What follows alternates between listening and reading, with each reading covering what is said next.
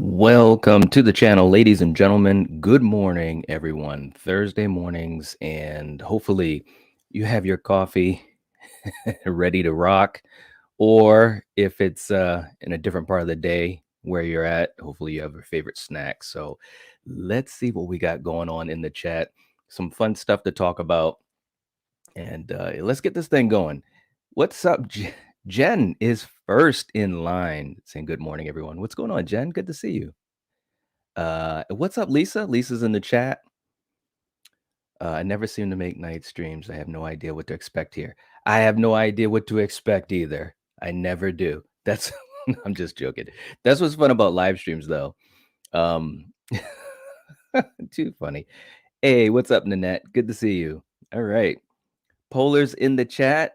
What's going on? Polar was laying down logic last night in our watch party. Very witty. Good to see you. Good to see you.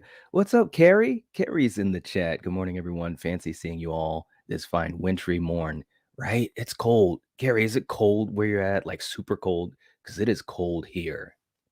Oh my gosh. Hey, Lisa.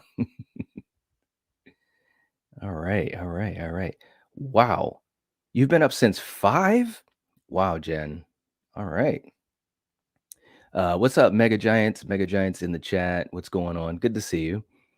Let's see. Oracle is in the chat saying, just got home from the gym. Glad to be here. We're getting close to Scream 6. Isn't that the truth? And so let me just start off and I'll be catching up with you guys as we go along. So we are literally just a couple of weeks out, guys. It's absolutely crazy to think. The hype is real. The marketing is awesome. I'm just so excited. We've got a poll that I put in the chat. We're going to do a couple of polls today. At least that's the aim. And I've been doing some really interesting polls from my community tab, and I might share some of the comments from those. Oh man, some good ones. But yeah, I'm totally excited. So close, so close. What's up, Gina? Good to see you. All right. All right, let's see. Midnight is in the chat. What's up? Good to see you. All right. Carrie saying, if I end up liking who the cracked mask ghost face is, I'm getting a tattoo of it around my birthday. Wow. Okay. Okay. It's a lot riding on this reveal then, right? What if it's not revealed though, Carrie? that's that's part of the conversation that we're gonna have here. But maybe it will be. Maybe it will be. Mega Giants throwing out some knowledge. Happy 22nd anniversary to Valentine. Wow. It's been that long. Oh my goodness. Carrie saying, I missed this intro. Haven't heard it in a while. Right? You know, it just feels like a good old friend, doesn't it? It really does. Uh, what's up? What's up? The Wolfman's in the chat saying, hey everyone, what's going on? All right. Carrie Night's wearing Halloween 3. I'm wearing my Halloween Ends shirt. Wow. Gary, you gotta send me a picture of that, or either at some point take a picture of it and put it on your Instagram. Wolfman said I'm rewatching the Scream movies and the series again to prepare. I can't wait. Yeah, that's a good idea. It's a lot to talk about. We're gonna be doing, just to throw it out to you guys as we start this morning stream. My plan is to do a lot of retro discussions as well for the franchise, because I think it really is going to be important to Scream 6. um Not only in the sense of the plot of the movie, which, you know, we're still doing a lot of theories, which is fun, but also just the legacy of this franchise. You know, we just got, kind of Carrie alluded to, you know, Halloween Ends. We just got kind of done with Halloween for the foreseeable moment. And for you guys that have been around on the channel, you know, we've done a lot of content on Halloween and live streams, discussions on here on the Nightwatch Zone, on the Lethal Collective, and so forth. And you know, when you get to that realization that you're at the end of that road with a franchise that you may love, or a character you may love, or characters, it's kind of like, wow, man, you know. So, and I've said this many times. I think Scream 6 is really going to determine a lot of what the roadmap will be for this franchise going forward. I think if this movie can do a lot of interesting things and kind of take us down some new directions, then I think it's going to really bode well for the franchise going forward. If they don't, which I think it's going to be some really cool stuff. But if for some reason they don't, and it's very much kind of a lot of the same, um, you know, that's not good for the franchise. So, I definitely want to honor the previous movies before this one comes out too. So, good idea, Wolfman. Good idea. Let's see. Skull Crushers in the chat too. What's up? Saying Ghostface use a shotgun in the trailer made me more excited to see the movie. Yeah, yeah. I mean, absolutely. This and I've done some videos on it. If you guys haven't checked those out, please do. Um, my whole feeling is that trailer did so many wonderful things because number one, it gives you a sense of how big this movie is, and I don't mean to say that that's going to, mask the importance of the story because the story is the most important thing. But the fact that it's in New York and it felt like it was in New York and meaning situations and scenarios that you would see in a big city, like them running, from Ghostface going into the bodega, and then next thing you know, you got bystanders around. They don't know what to do. You get this guy that comes up to Ghostface. He has no clue that he's about to get aced out. But that was good showing that and having a shotgun in the movie or a gun, with Ghostface using it right then and there. So I think that that was really good. But the bigger aspect of it is how that Ghostface used that shotgun. Looked very experienced, looked very confident. This did not look like the first time that he ever shot a gun. And a lot of what I'm thinking, unless the movie kind of just jumps the shark with us and shows that it's just, one of the characters and maybe they, did a little practicing. This looked like someone that was, like either military, someone with a lot of gun training, someone that could have been maybe a hired gun, no pun intended. So I think that showing that in the trailer was really, really cool, but also interesting to think about, who is this person behind the mask, you know?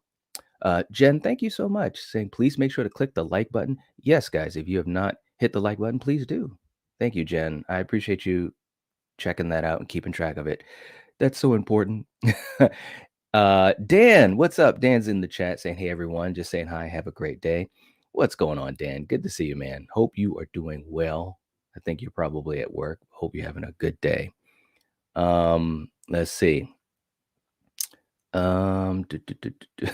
Lisa said, Carrie, I never got the memo for the outfits today. Right? Here we are talking about Scream, and it always goes back to Halloween, doesn't it? uh, Wolfman saying, what do you think it means when Ghostface says, I'm something different? Well, and I've said this in live streams and in videos. I really think now, of course, that's par for the course. There's always that. You've never seen anything like this. This is different. This is new. This is, you never could imagine. Um, but I really do think this time it's going to be something that will be a bit of a surprise within the movie universe. To a lot of us that are making theories, obviously, we're thinking of these possibilities. But I really do think that we're going to have multiple Ghostface killers. I think it's going to be three or more. And we'll talk a little bit about that too, because in the trailer, one of the scenes in the trailer that I absolutely loved was that scene where you have Tara and Sam in their back to back. And let me just put the image up here. They're back to back, and the way that it's looking, okay, now this may not be the case, but it looks as though Sam is facing one, and it looks like Tara's facing one. And we've seen other marketing material where she says, Tara says, "Come on, motherfucker," right? And so obviously there's a ghost face in front of her. But the way Sam is holding her right arm, presumably with a knife or something, I think it's a knife, having it out to the right, but she's looking forward. I think it's three killers. I honestly do. Um, And I think that in this movie, based upon what we've seen in the trailer, just like, with the subway scene and so forth, not only is it three killers, but I think there could be some fake killers, or maybe it is like a quote unquote cult, and you have some ghost face killers that are just kind of in the mix. They don't even know each other's identity. Okay. So that's kind of what I'm thinking. And it makes a lot of sense, and it would fit this whole idea of this movie taking place in New York during Halloween. People are wearing costumes, and then there you go. So I really do think that when they say I'm something different, I think that could be one of the things that it could be. The other is obviously the identity of the Ghostface killer, which there's a lot of theories on that. We'll talk more about that. Let me know if you guys have some theories on who the Ghostface killer or killers are, if you have any. And we can talk about those some more. But I do think that this is going to be something different, within the movie universe, which I'm really excited for. I really, really am. Um, One real nerd in the chat saying hello. What's going on? What's going on? Good to see you. Good to see you. Um, Carrie's still talking about Halloween. Lisa just threw on the Halloween Ends shirt last night. Didn't think about it really. There you go. Oh, Carrie, tripping me out. Let's see. Carrie saying, if the cracked mask Ghostface is not revealed, then I will love the mystery and or cliffhanger of it. Yeah, I mean, listen, I'm I'm just in my own opinion, I'm really banking on the fact that we've got three killers, three Ghostface killers at least. Okay. The other thing to me is, and again, we can only go by the trailer, so you don't have the true context. But the way that the trailer is set up and the things that we've seen, the things that we can kind of just put two and two together, I really think the end of this movie is going to have a cliffhanger. And it may not be like it may not be the type of thing where um there's a killer that isn't revealed. It could be something where maybe the killers are revealed, and then we find out that there is something else going on. There's maybe a mastermind that hasn't been revealed. That's the other thing too. When I say Ghostface killers, I also include mastermind in that. So it could be two Ghostface killers and a mastermind. That mastermind could be, in the costume, or maybe not, you know. But I really do think it's three Ghostface killers in costumes. When you see some of the scenes, like in the trailer, when Sam is looking at the mask and it's in her jacket, that's her jacket. Okay. And we've talked about this on live streams. We're going to talk about it some more. That is Sam's jacket. And so the question is, why does she have the mask? Did she take the mask? Is she in on it? You guys obviously saw the thumbnail. I'm really questioning if one of the sisters is going to break bad. I'm serious. Either on purpose, or maybe just circumstances, or maybe they're coerced. So, I really think there's a lot. I guess what I'm saying, guys, is that there's a lot of things that could happen. But this is Sam's jacket. She's got the cracked mask. What if, and there's another image of the jacket there. What if at the end of the movie, um, there are reveals, and then maybe the mask is left behind. Sam finds it, and maybe there is some type of, note, or something being said, there's still one more, or something like that. There's a lot of possibilities with that. And I think it'd be really cool. I really, really do. So yeah, Carrie, it may not be revealed. It may not be revealed. Midnight Sam, what's you guys' favorite Scream movie? Oh well, that's a poll in and of itself. Let us know, guys. Let us know. Carrie, that ghost face was comfortable. Fucking shut up. Yeah, I mean, look totally tactical to me. Like, put it this way: if it's revealed that it's like, I'm just gonna throw out a name. Let's say they revealed it and it was Chad, right? Which of course that's not gonna happen, but I'm gonna call bullshit. You know what I mean? But movies do that type of stuff. Obviously we've seen the reveal of characters that are ghost face killers that are not. as tall as the ghost face killers that we see. So that could happen, but I'm just telling you from the trailer, the way that ghost face killer was moving, one-handed, shooting the shotgun, that's someone that is comfortable, experienced, trained. Okay. That's the way it looks. Nanette is saying my favorites are Scream and Scream 3. Ooh, all right. Very, very cool. Hey, Steven's in the chat. What's up, man? Craving something scary himself. Said nothing gets me going in the morning like an Angelina poll for being the second ghost face killer in Scream 3.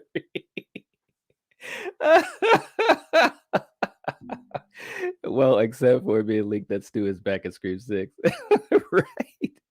Steven, I know you voted that Angelina was the second killer. Someone let me know what the poll looks like, please, because I'm really curious. I had that as a poll on my community tab, and no shade, but I remember seeing one comment where someone said, uh, basically saying that Roman was the only killer, and specifically that scene. And guys, and I keep saying this, but I'm probably gonna do it pretty soon. I'm gonna like go and break down that scene when the killer is chasing Sydney and Sydney kind of, stops him near that table with all the refreshments, and Ghostface kind of gets, goes to the ground or whatever. Sydney runs from Ghostface. Ghostface is literally like five seconds away from Sydney, and instead of chasing Sydney, Ghostface goes backwards and around into the house set, and then somehow ends up on the opposite side of the house in an enclosed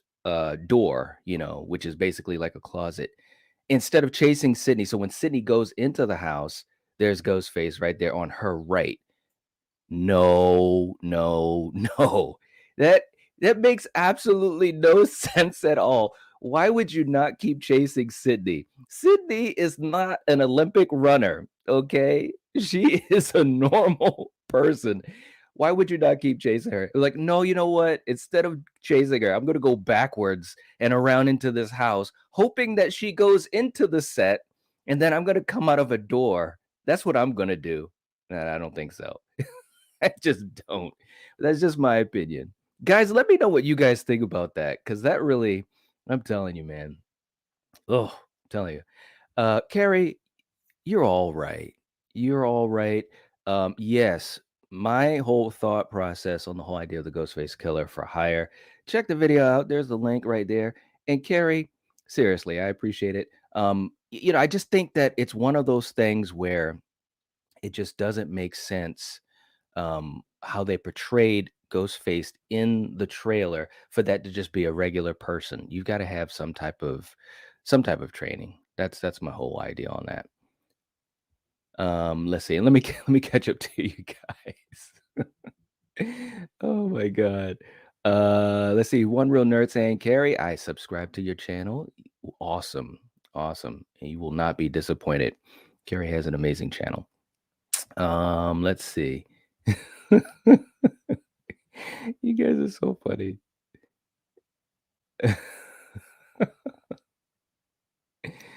Oh man.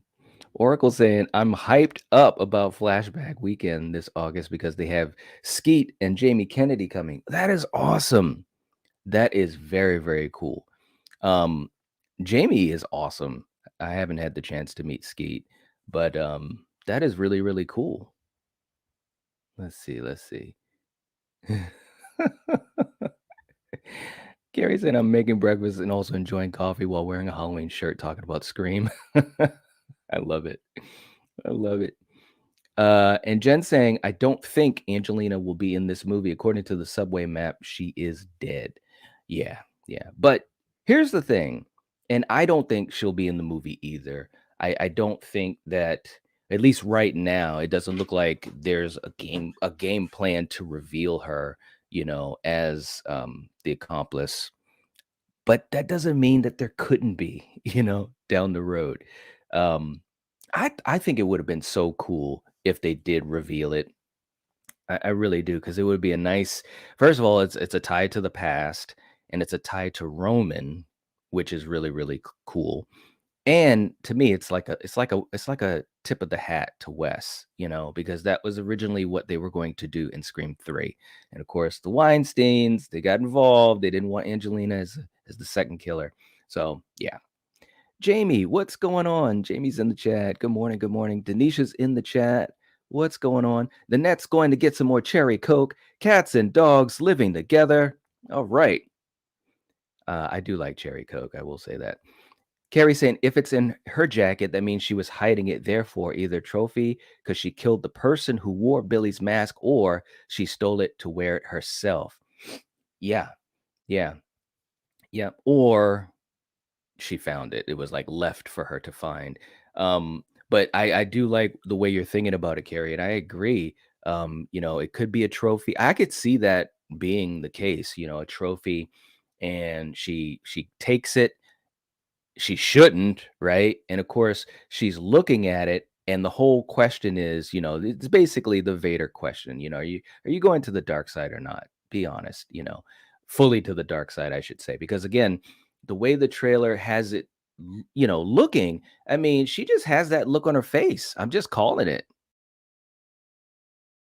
It's kind of like I don't know. Like I said, I'm really, really interested to see that. This is, just one of the many things with this movie that I'm really excited for. Is just where this is going to go. You know. Let's see. Destination Station. What is up? All right. I think there was another killer, but I think Angelina being another Ghostface isn't a great reveal. Oh, you mean in Scream 3 that there was another killer? Dude, let me correct me on that if I'm wrong. And if so, let me know what you think. That's really interesting, Destin. All right. Steven wants a cherry coke too. Nanette, please, can we get that for my man? Please. Oracle saying Stu's flipped out, he's gone mad. We all go a little mad sometimes. Right. Right, right, right. Let's see. Snipes in the chat. What's up, Snipes? There was definitely a mastermind with Roman feeding him the hate he had for Sydney. Ooh, okay. So, I mean, now we're really going further back. So, my question to you, Snipes, is so are you saying that in Scream 6, that we will find out who this mastermind is, or at least it'll be alluded to a mastermind that was actually feeding Roman the hatred and kind of starting this whole thing off? It's quite possible. That's the cool thing about the way this movie is kind of being set up, because you really do have a lot of loose ends that go all the way back throughout the back of the franchise, the past of the franchise. So that could be totally the case. But I do want to say we also have links to other parts of the past too, and of course, that being our friend Kirby, who I am so happy that Hayden is in this movie. Like, I literally did cartwheels. But the question is, what is going to be going on with Kirby? Is she going to be and of course, and she's not gonna be the Kirby we remember in that sense because time has passed. But man, I could really see there could be some darkness there, and she has access to so many things with her position. So, and there's motive. So, I'm not ruling it out. I don't know if I'd wanna go down that road. Um, but it's possible. It's very possible. Midnight saying my favorite Scream movie is Scream 1 and 2. All right. Okay. Very, very cool. What's up, Anthony? Anthony's in the chat. Yo, it's good night, everyone. I'm about to sit down and watch Scream 96. Wow, man, you are? I'm a little jealous, man. Saying night, what's your fondest memory when it comes to the original? Oh man, I could be talking about that for a long time, man. Let me. I'll try to be very simple, and this is kind of like a blanket answer. I think the coolest thing about the original, when I first saw it, was it just felt fresh, right? It felt fresh and interesting that you had this movie with a killer and you didn't know the identity of the killer, you didn't know the reasoning why, and you're introduced to all these characters, these interesting characters, and the way that that first movie plays out, you really get invested in these characters. And I just remember just loving it so, and I still do, obviously, but just loving it so much because it just felt so fresh. And of course, just the little touches that were in the movie that made it a, just a classic Wes Craven movie, man. So many fond memories. But that's kind of a blanket statement. Good question, man. As always.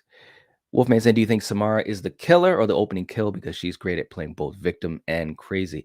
Now, and I've talked about this as well. When I talked about the opening kill, I think that there's a huge chance that she is the opening kill. Now, it could go, it could go one of two ways. Either, and by the way, this is these aren't spoilers or anything. These are things right from the trailer. So just to make sure that's clear. So in the trailer, they definitely make it look like Samara is going to get killed in that alley. There's no doubt about that. Which to me, I'm kind of two minds on that because part of me is like, why would they show that? But then the other part of me is thinking, well, maybe it's a fake out.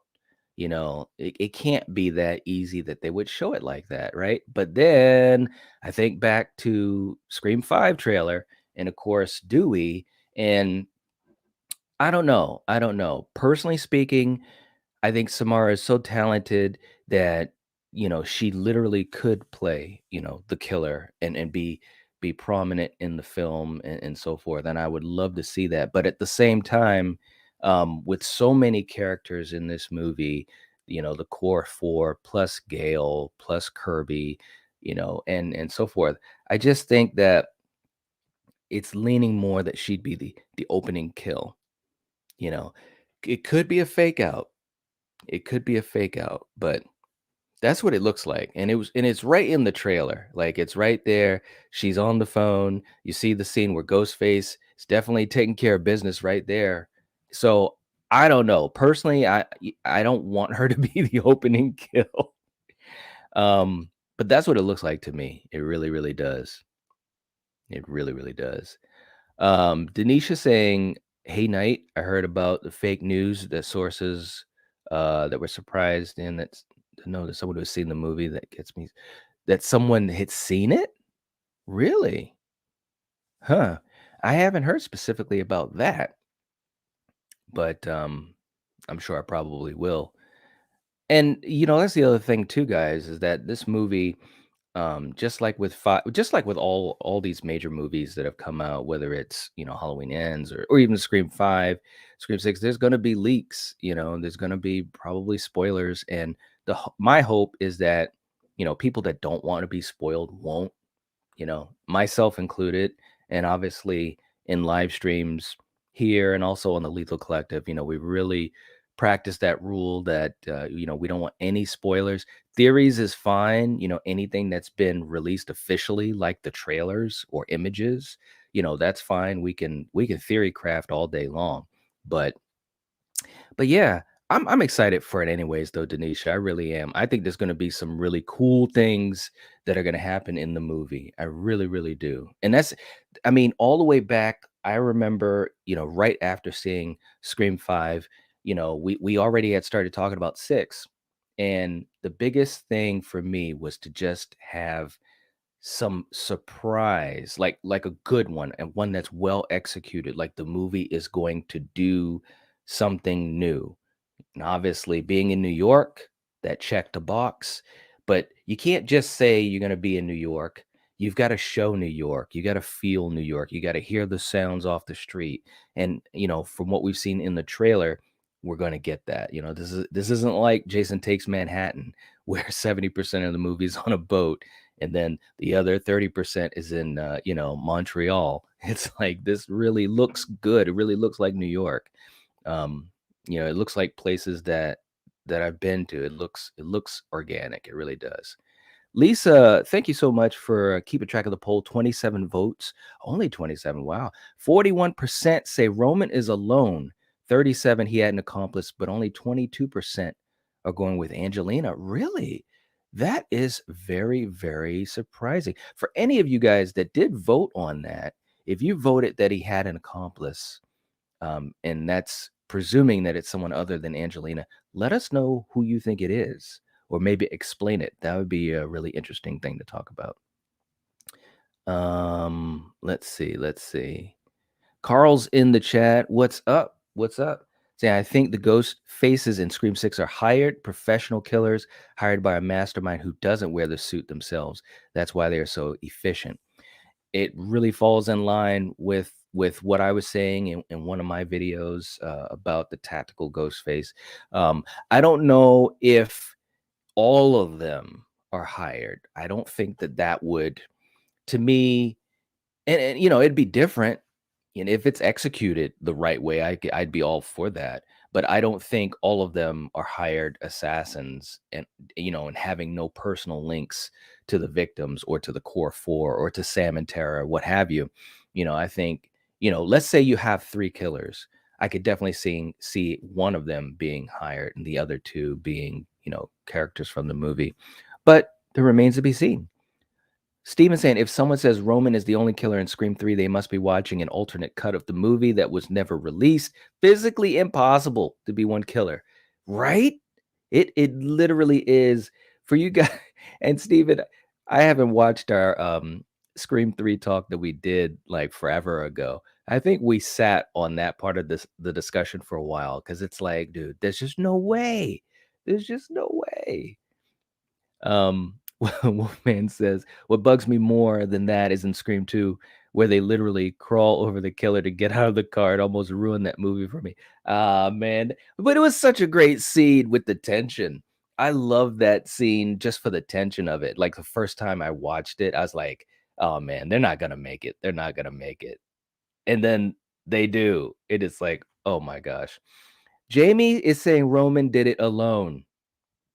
Jamie, come on. How? Okay, here's the thing though, but just tell me.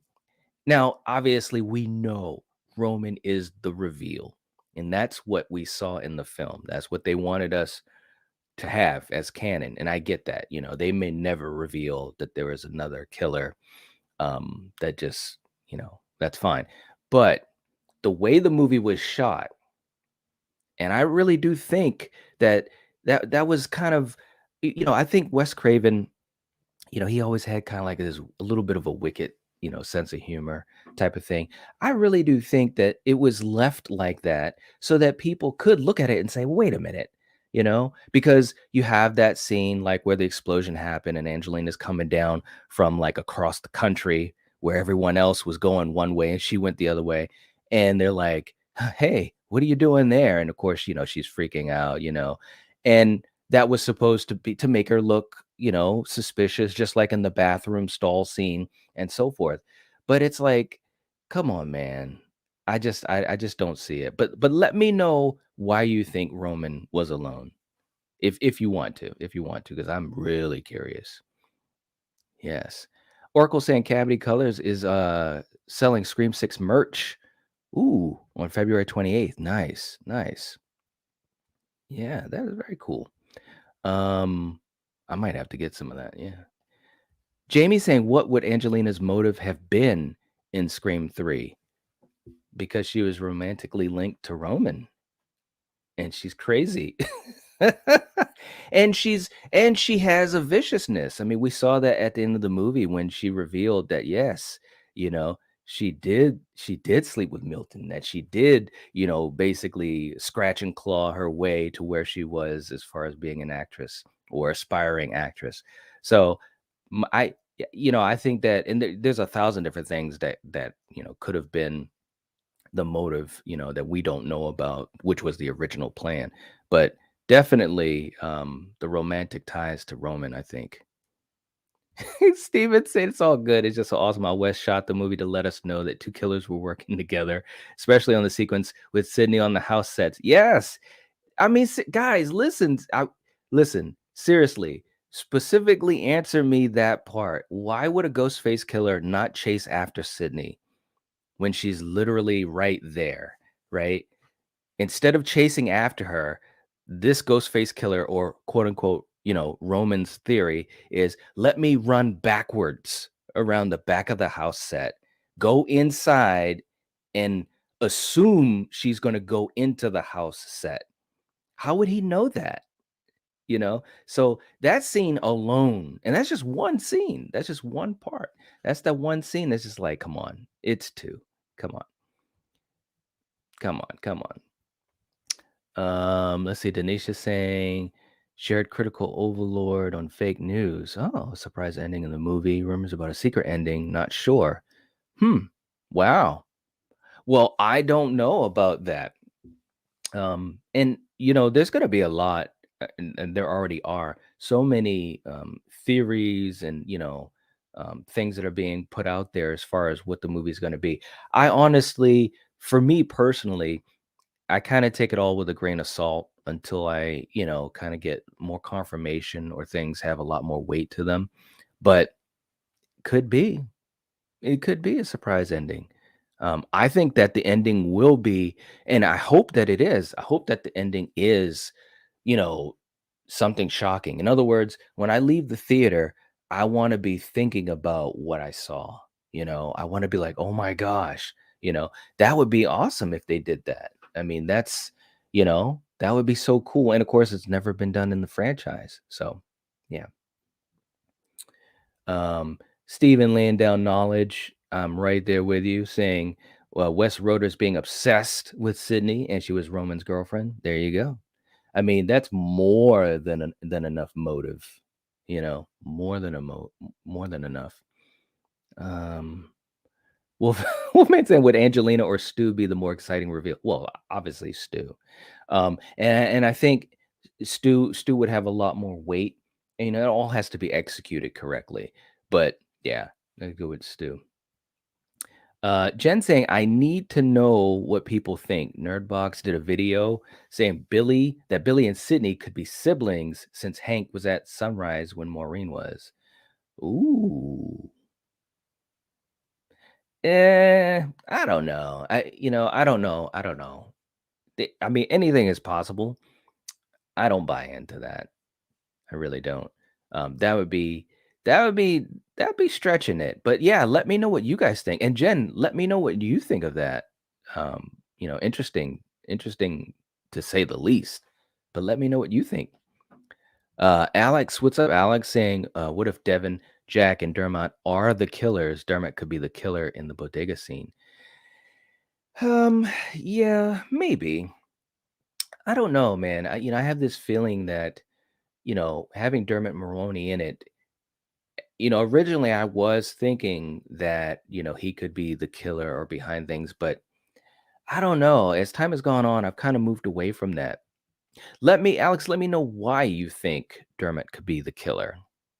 Let me know why. And the other thing too is, and again, the movie could shape out to be a lot different, as far as sometimes they jump the shark, whether it's the height of the killer or what they're physically able to do, or like we've been talking a little bit, like in Scream 3, having superpowers to be able to teleport.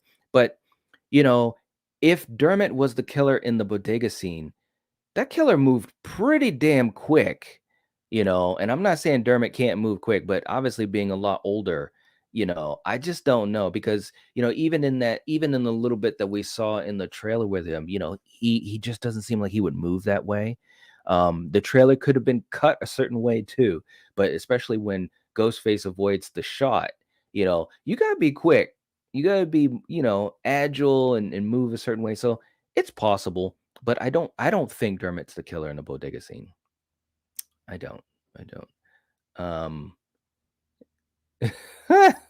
She's basically just nuts and Roman's puppet.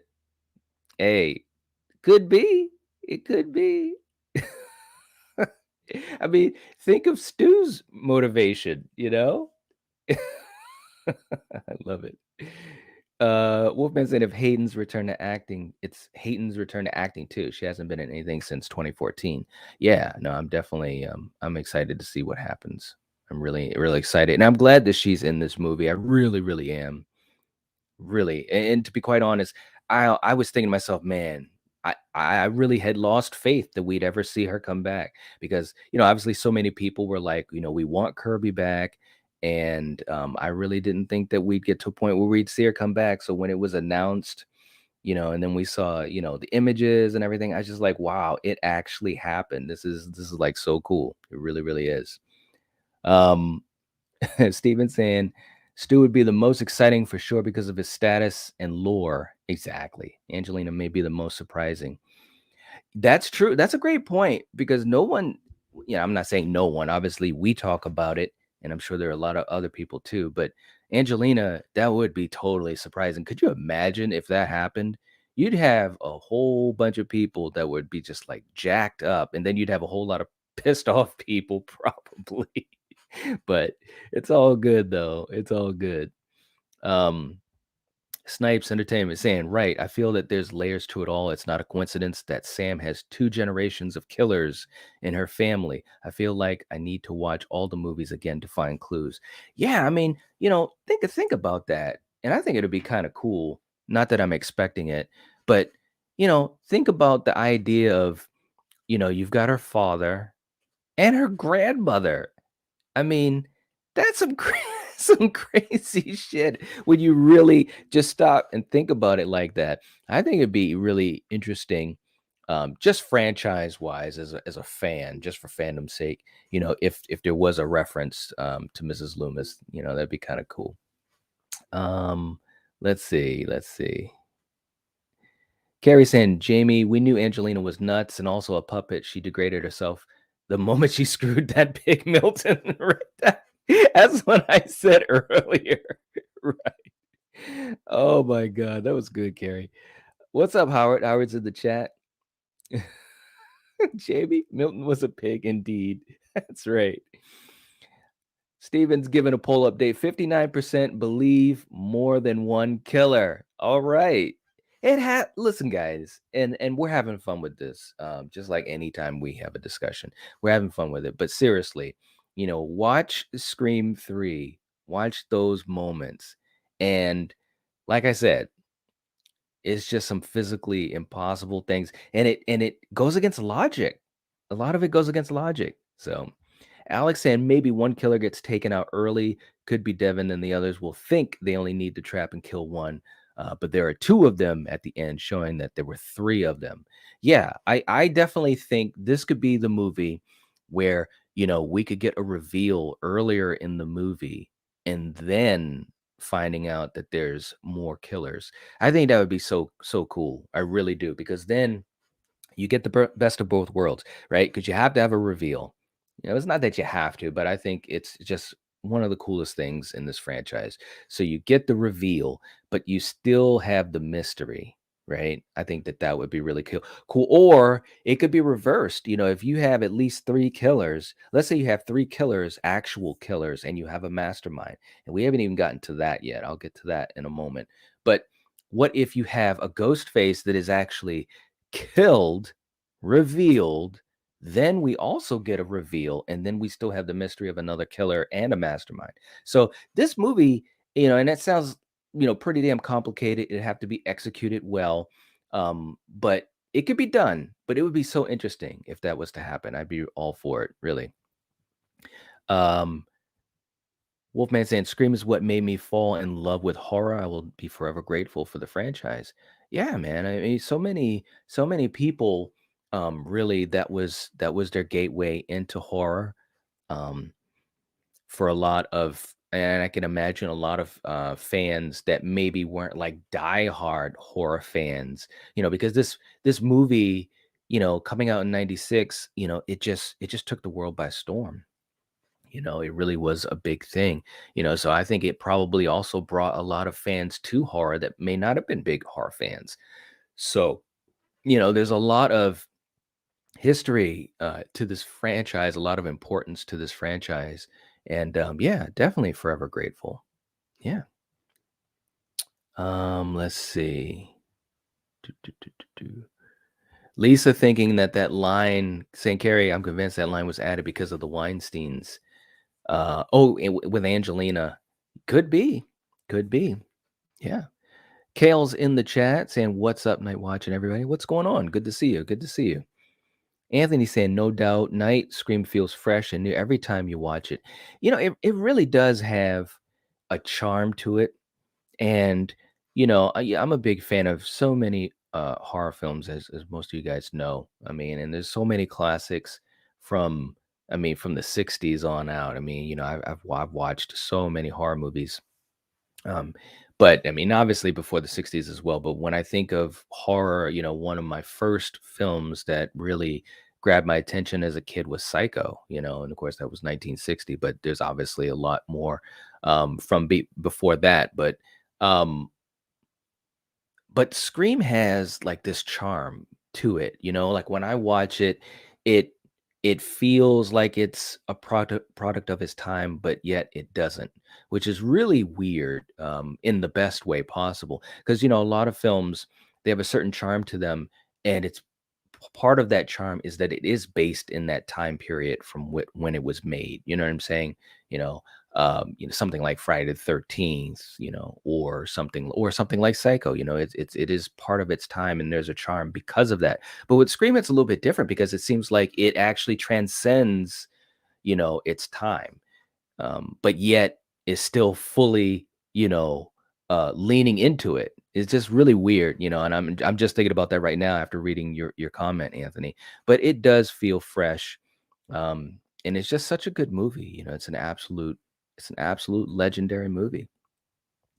Jensen Carey, that's why I think Roman killed her. She gets stabbed right after she admits to screwing Milton. Oh, yeah. So Jen, you're on the Angelina train too. All right. Yes. Yes, yes, yes. Um, Martin's in the chat. What's up, Martin? Samara is the star on Stab reboot. Yeah, I definitely can see that. I just don't want her to get killed in the beginning. Hey, let me ask you guys this too, and maybe we'll put a poll up for that as well. Do you guys think Samara is the opening kill? Do you think she is? And if not, who is? That's a good question. Wolfman saying, "Yeah, the Scream 6 trailer gave away too much. I'm worried they gave away Gale's death because it was a very Dewey-like scene from the 5 trailer." Yes, but I'm gonna listen, and I know I know a while it probably Steven is like, "Oh, no." I know I said this a while back that I would take this trailer for what it is. I'm gonna just believe it because 'cause they're gonna just give away stuff like they did with 5. But, man, this is part of me that's just like, they just can't do it again. The Scream 4 trailer had, the Gale fake out death, right? So, I'm hopeful. I'm really, really hopeful that that was not Gale's death that they gave away. I really am. And I'm sure you guys heard about the post where, what was it saying? Breaking news: Curiosity killed Gale or something like that. It's like, come on, man. I hope not. I hope not. Let me put this into, man. And I had asked this on my community tab as well. Let me set up a new one here. Let's see. Because I just don't want them to kill Gale. I really don't. So the question is will Gale die in the movie? That's my question. So you guys let me know. I hope not. I really don't want to see, another OG character killed in this movie. It's like, what do we're just killing all the legacy characters, I really don't want to see that, but yeah. Um Jamie. uh Steven saying the alley shot is the same alley with Ghostface not looking good for Samara, right? It just doesn't, man. It really doesn't. I mean, look at it, guys. You see it right there, and then boop, there we go. It does not look good. Now it could be a fake out, it could be an attack, although I don't think that they would do that again, or at least not like they did in 5, where Ghostface attacks someone and they actually don't die. I don't think that they would do it the same way as 5. So yeah, they always have a big star to be the opening kill of movies. So that's why Samara has a chance, but I don't want it either. Yeah, yeah. Midnight, that's the same question I'm asking people. Will Gail die in this movie? Do I think she will? You know, anything is possible. I don't think she should. I really don't. I'm like 1,000% against Gail Weathers dying in Scream 6. But we saw what happened in Scream 5. Okay. Um, you got to remember radio silence, that connection with Ryan Johnson. I always go back to Star Wars, and I know people probably get annoyed with that, but I'm just being real. It's kind of like we don't have to kill legacy characters in movies to quote unquote pass the baton to a new crew, a new generation, a younger cast or whatever. You can keep older characters in these movies. You know what I'm saying? If you look at Jurassic Park, you look at Halloween, we don't have to kill these legacy characters off. We really don't. But we'll see. We'll see. But let me know what you guys think if Gail is going to survive this or not. I'm really, really curious. Anthony's saying kind of sucks that Samara's character development will be lost for the franchise, but it seems like an absolute she's the opening kill. Yeah. Yep. Yep. Yep. Yep. That's what it looks like. Again, it could be a fake. It could be a fake. We'll see. Um, but yeah, absolutely. Jamie, I hope you're doing okay. I hope you're doing all right. Um, Nanette saying, can I ask something that's not about horror? Of course. We talk about movies. It could be anything. It could be about a musical if you want. I may not have an answer, but uh, Wolfman saying I had an idiot spoil Halloween ends in one of my live streams one day. It always bugs me when stuff like that happens. Yeah, I mean it is too bad. Unfortunately, and you know this as well as I do, man. As content creators, we just have to kind of be on the lookout for that type of stuff. You may not be able to prevent it because it just happens, unfortunately. But I'm sorry that happened for you because that's just a horrible thing because all of us are huge movie fans, and although some people don't mind spoilers, there are some people that don't. I have some really good friends that they don't care if a movie is spoiled or not. They'll still enjoy it and watch it. But for a lot of people, myself included, I don't want to be spoiled, you know. Let's see. Jamie is saying that Gale will be the opening kill. Now, when I saw the trailer, now first of all, that's a really interesting point, Jamie, and it's very possible. It really, really is because this is that moment that, and I had talked about this way before the trailer. A lot of us have, but Gail getting that call. I mean, that first of all, that's just so cool. That she gets the Ghostface call, and the way everything is set up. Yeah, it looks bad. It really looks bad. All credit to Gail though, because she knows what's up. She's got the gun. Um, but yeah, it looks bad. But I hope she's not the opening kill. I don't want another Cotton situation. And she's obviously a much more important character than Cotton even was, and I loved Cotton. But they can't make her the opening kill. They just can't. I don't think she will be. I really don't. You know because if that's the case, we have that scene where she's with the crew and letting them know about the shrine and so forth. So that would have to mean that all of that happens before Gail gets killed, right? And so unless the trailer is cut in a really wacky way, and this movie, kind of goes against logic, I don't think that's going to happen. I really, really don't. Um, but again, we got to see the movie. We got to see the movie. Let's see. Steven said, I expect Samara to be eliminated in the first 20 minutes. Ah, man. Look, man, I got to drink some coffee so I can deal with that. Because I love Samara Weaving.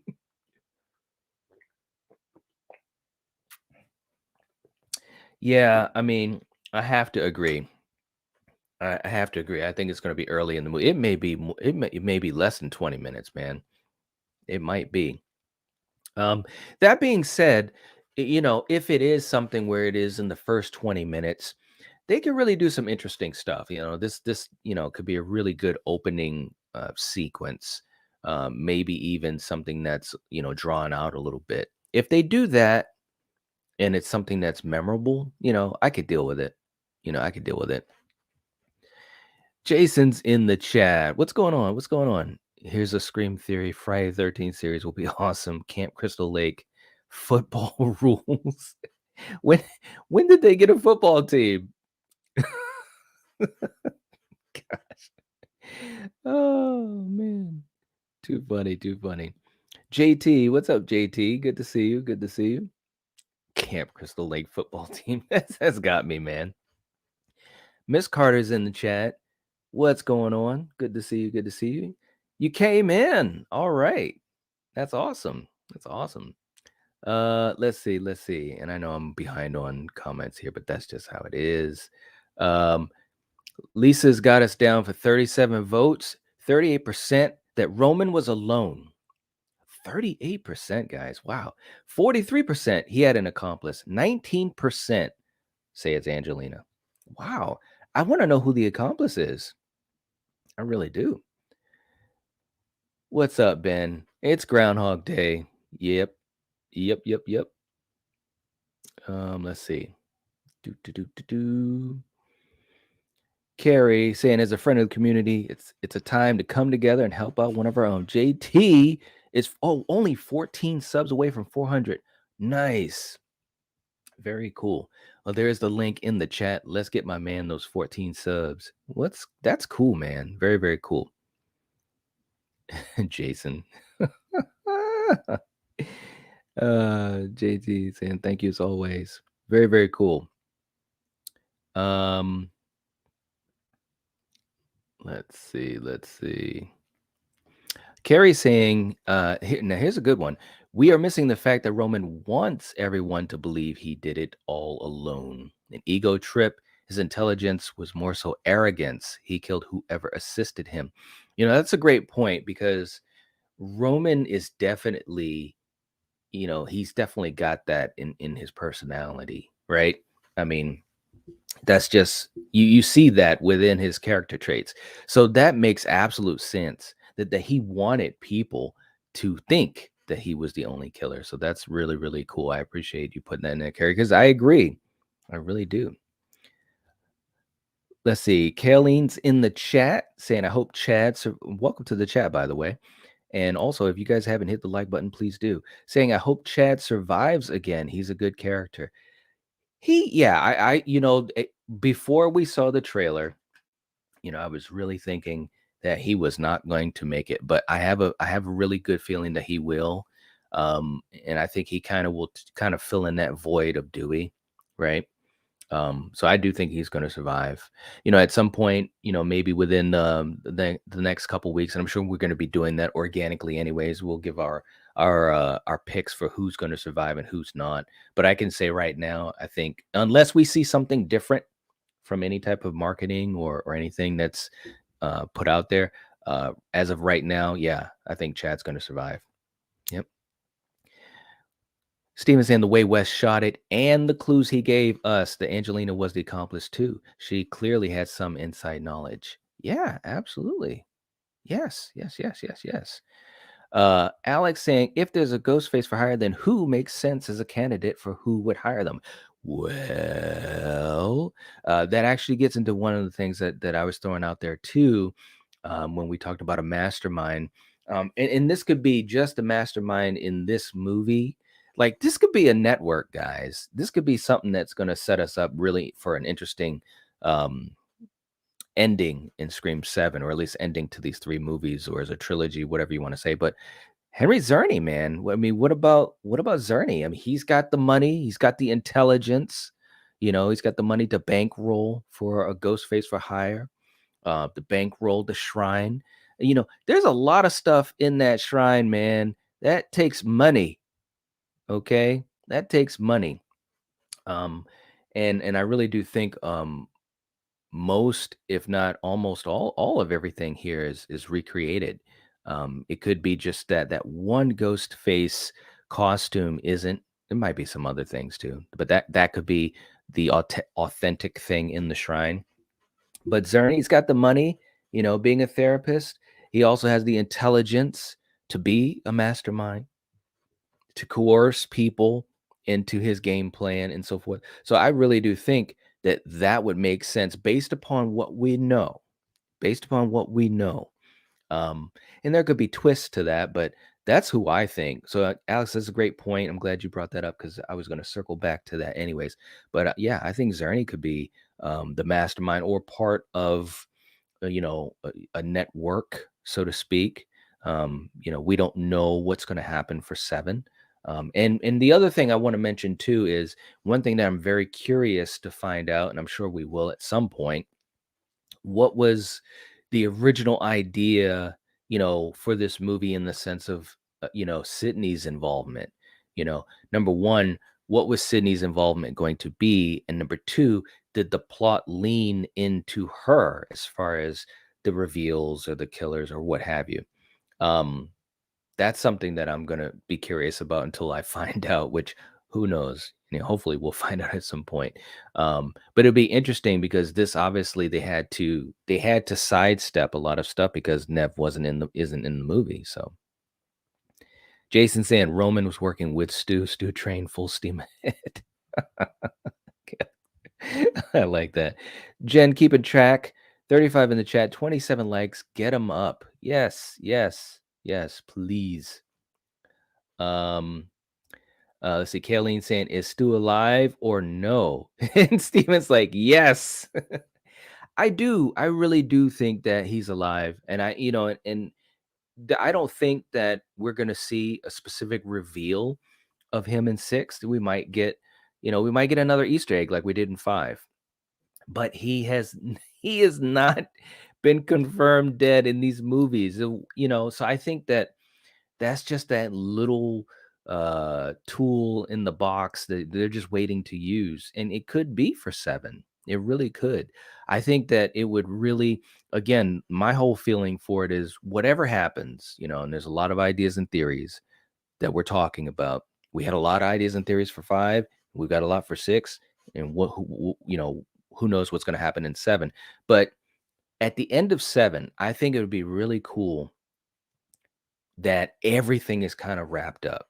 As far as this whole franchise, the loose ends are tied up. I mean, not all of them. There's always going to be some questions and this and that. You can't tie up all these loose ends when we'll be talking about seven movies at that point. But I think Stu holds the key to really tie up a lot of stuff, and plus, just based upon who he is in the franchise, the history of who he is. So I do believe he's alive. I do think there's a good chance that he could be revealed. Let's see. Jamie saying, but in the original, the killer could have been anyone. Everyone is a suspect. So that's why they left in the crazy Angelina stuff in the movie. It was reminiscent of the original and part of the normal Scream formula. I never questioned it. Yeah, I guess no, I could definitely see you looking at it like that. When I first watched the movie, I was thinking that too. Like, wow, this chick is crazy. And that's just par for the course because you always have those types of characters in the movie. But I'll never forget when I first watched it. And, at the time, I mean, I enjoyed all these movies and I enjoyed three, but there was that part of me that was trying to like make sense of some of the things that was going on with Roman because when he was revealed, and I was thinking there was gonna be another reveal at the end. I'm like, "Wait a minute, he was alone?" And it just didn't add up for me. And of course, and obviously that was way back when it first came out. And then of course after that, watching it more and more, and then coming up with, just those questions, it was just like, I don't know. Like I said, I just don't think that he could have physically done everything that he did alone and, just going against logic, you know. But that's just me. Carrie say Angelina helped, yes, but I don't think she did a lot. I think there could actually potentially be another who assisted Roman as well. Angelina was more so the pawn who took Sid from point A to B, in my opinion. That's possible too. And I don't think that she did a lot. No, I don't think so either.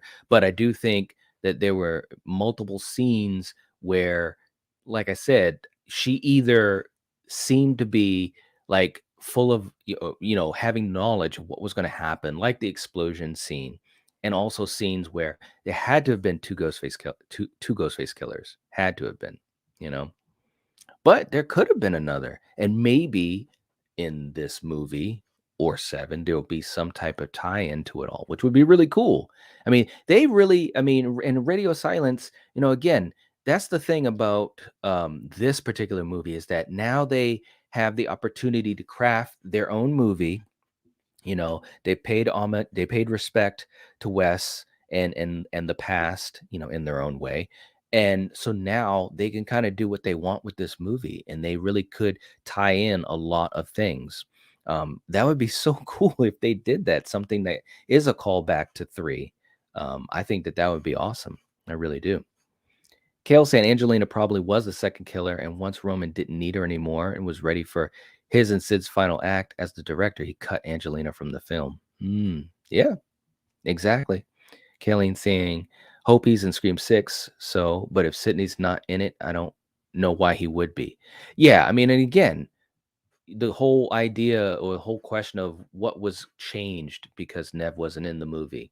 Now, again, he still has connections, because obviously because of Billy's daughter, Sam, and what that could be. But yeah, yep, yep, yep. Steven's pulling for Stu to return in 7, right? Exactly. JT saying, damn, as a continuity nitpicker, and I'm not a Scream fan, but you guys are actually making me want to rewatch the film just to dissect this mystery. Do it, man. Scream 3, I'm telling you. Check it out, please.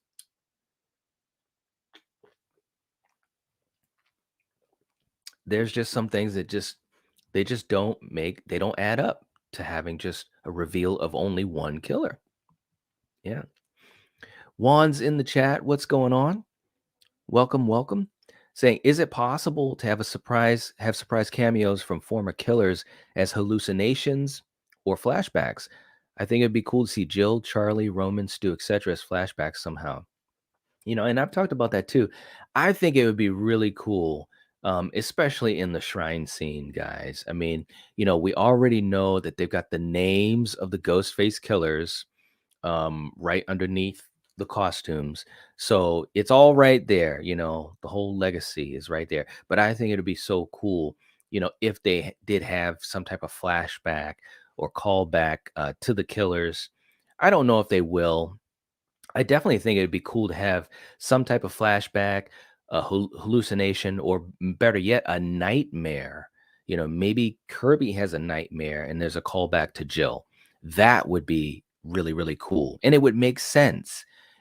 No matter how Kirby is depicted, whether she has, quote unquote, moved on from her traumatic experience, or whether it's revealed that she's an accomplice or involved or a mastermind or whatever. Either way, I think it would make sense for her to have some type of callback to Jill, whether it be a nightmare or a memory, or she's thinking about it or something, even a voiceover of Emma Roberts, something. And I would love to see it. Um, I don't know if we're going to get callbacks to the other Ghostface killers, but I definitely think it makes sense to have some type of callback to Jill. It really, really makes sense to do that. We'll see, though. I'm hopeful. I'm a huge fan of Scream 4. So, and the Jill reveal was so good. It really, really was. No doubt about it. Let's see. And let me just see if I can catch up with you guys. I'm way behind here. Um, let's see. Ben's like incest, gross, right? Miss C saying stew, baby, yeah, right, right. So Jen loves the idea of Billy and Sid being siblings. Ooh, wow. Steven's not going with it. I don't really like it either, but seems that I appreciate Dave's out of box thinking, but not on board with that one. Yeah, I think, yeah, okay. And Jamie's saying the same thing. I think that, okay, here's my thing. Other than the fact that it's gross, yeah, I just think it makes things too intertwined. Um, I just don't think it works. I really, really don't. And I don't think it really adds. I don't know. I'm just not that's just not a theory I buy into. I don't think it's gonna happen. And I don't really like that theory anyways. That's not to say that it's not an interesting thought as far as just trying to, put some stuff out there because I mean that's the thing with the Scream franchise. There's so many angles. I mean, the whole movie, the whole franchise is a big complicated spider web, and that's its strength. Um, but something that's a little bit of a weakness is how many times can we, kind of connect all these people together? It starts to become kind of like, just unrealistic. But yeah. Carrie saying, my gut feeling is telling me that Josh Cigar is cracked mask Ghostface. I have a feeling because I can see him being spry and aggressive. Yeah, I could see it too. I could see it too. He better have training though. I'm just saying. Jen saying what would really be messed up is if they were siblings and Sam is actually their daughter. Oh God, Jen. Oh man. Oh no, man. Whoa. Whew. Carrie said, Jen, that's too soap opera for me. Yeah, yeah, yeah. Horror soap opera. Oh man. Nah, I just don't see it though. I don't see it. Memo Boy saying, hi, dear friend Craven. I'm here because you're here, man. Wow. Okay. Jeez. Oh, let's see. Miss C saying, I just can't get behind the motivations. Hmm. You'll have to write that one again, Miss C. Let's see.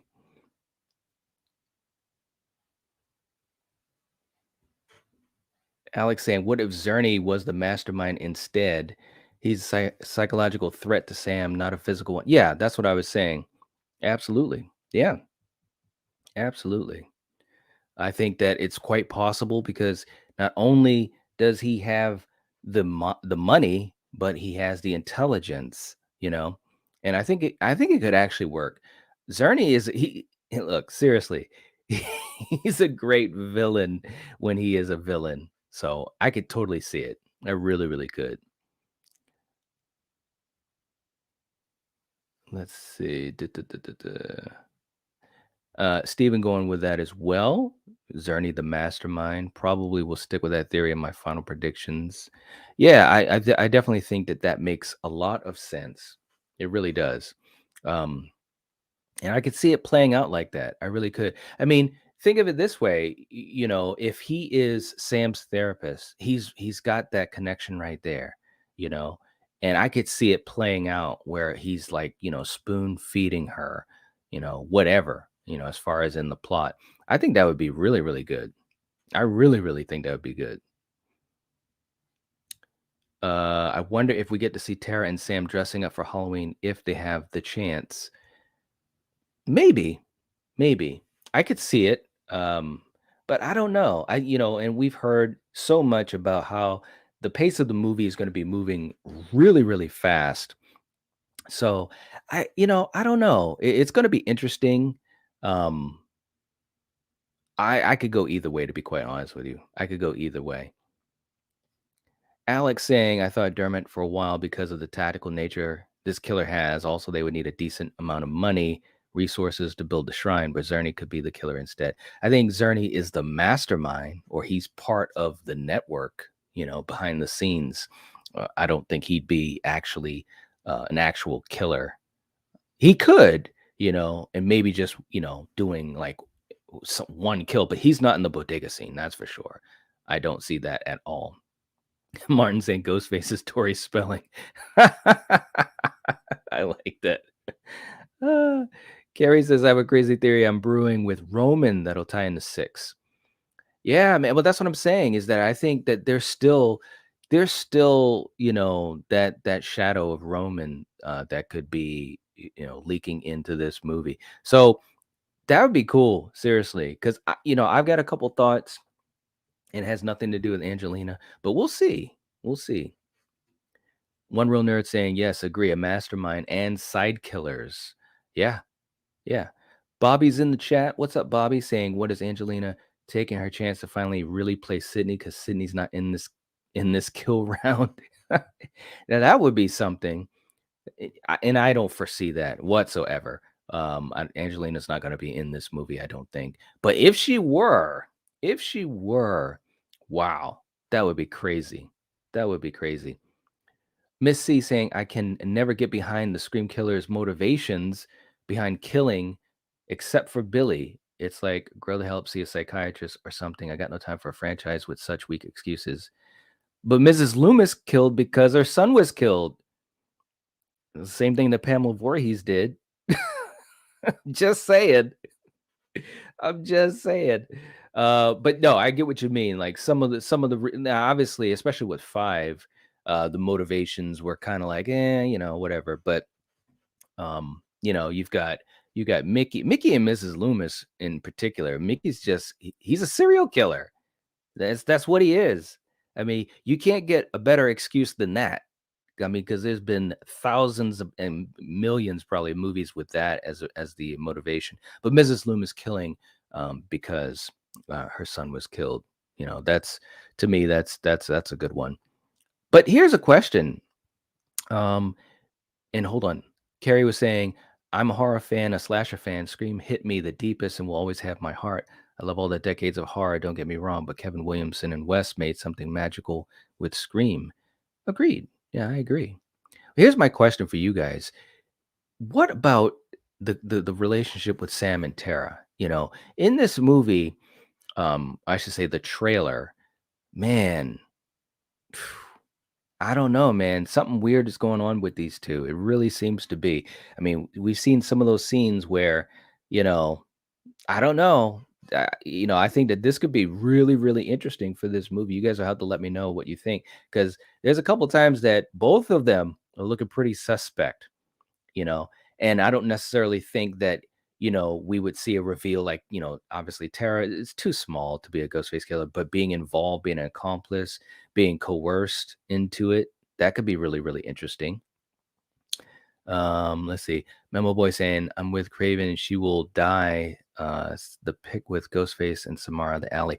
Yeah, I showed that a while back. That's definitely what I think. I think that she's going to be an opening kill in the alley.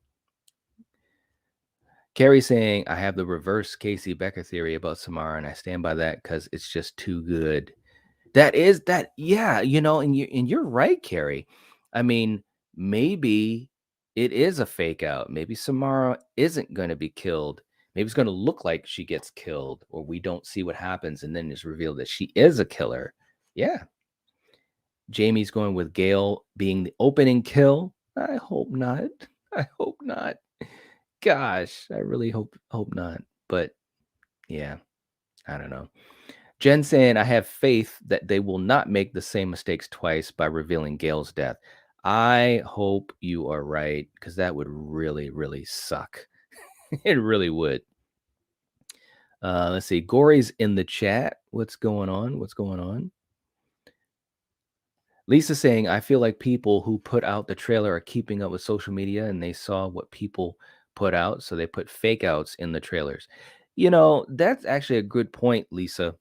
And we've seen that type of thing in a whole bunch of trailers, not just in horror movies.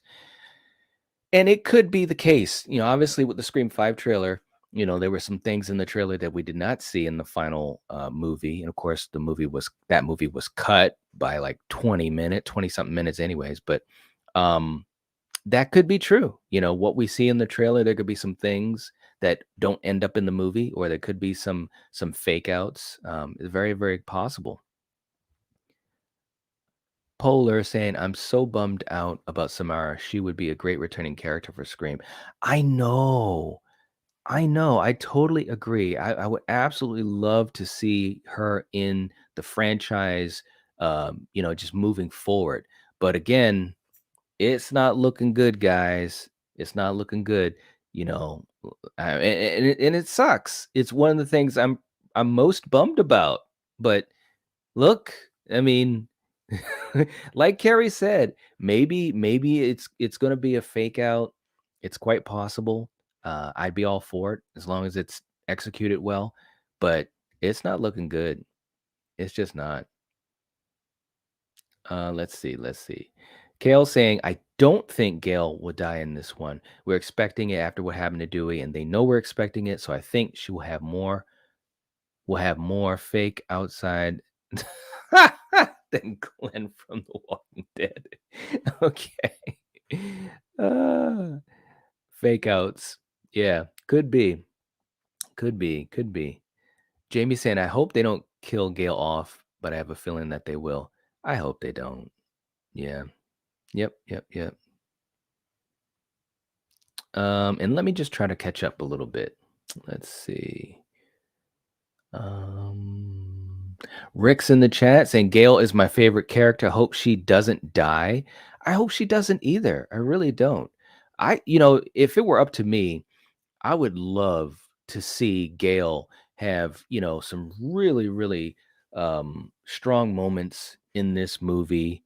Some great scenes that she survives, that she helps to solve the mystery. There could obviously be a lot of ties to her. Um, I don't know if they're going to do that, but it's very doable. And I've talked about this too.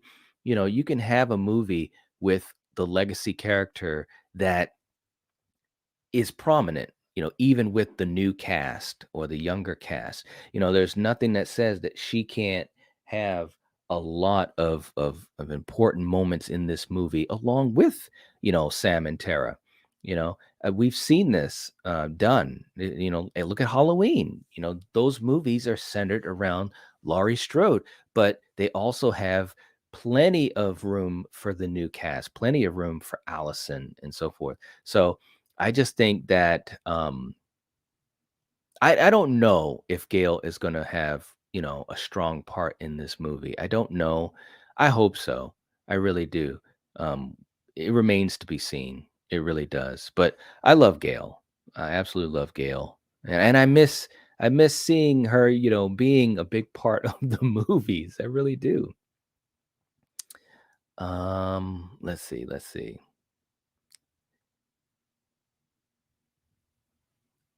Mm. Jamie saying, "You're all right. I actually haven't watched a trailer. I avoid trailers. I normally wouldn't hang out while speculating on screen, but I'm lonely and miss everyone." Aw, Jamie. Well, we miss you too. Well, glad you're here. Again, to me, and I get it, and I think I've asked this on live streams before too. I love trailers. I really do. I do think it's too bad that sometimes trailers give away too much. Um, but obviously, if you're on social media, which we all are to some degree, um, you're gonna probably hear about these types of things one way or the other. So I guess for me, I look at it, and not just as a content creator. Even before being a content creator, I look at it like, well, I'm gonna watch, the trailers to things that I want to check out at some point, and just try to avoid spoiler discussions as best as possible. And that's all that you can really do. But I'm glad you're here though, Jamie. And again, we're talking about things and that's the other thing too, whether it be images that have been officially given out, images that you see, in places like entertainment. Um, it's like, it's just out there. The hope is that they don't give away important parts of the movie, and usually that's the case. Unfortunately, there are times that doesn't happen, but yeah, yeah. Let's see. And Lamar's in the chat. What's going on, Lamar? Good to see you. Yeah.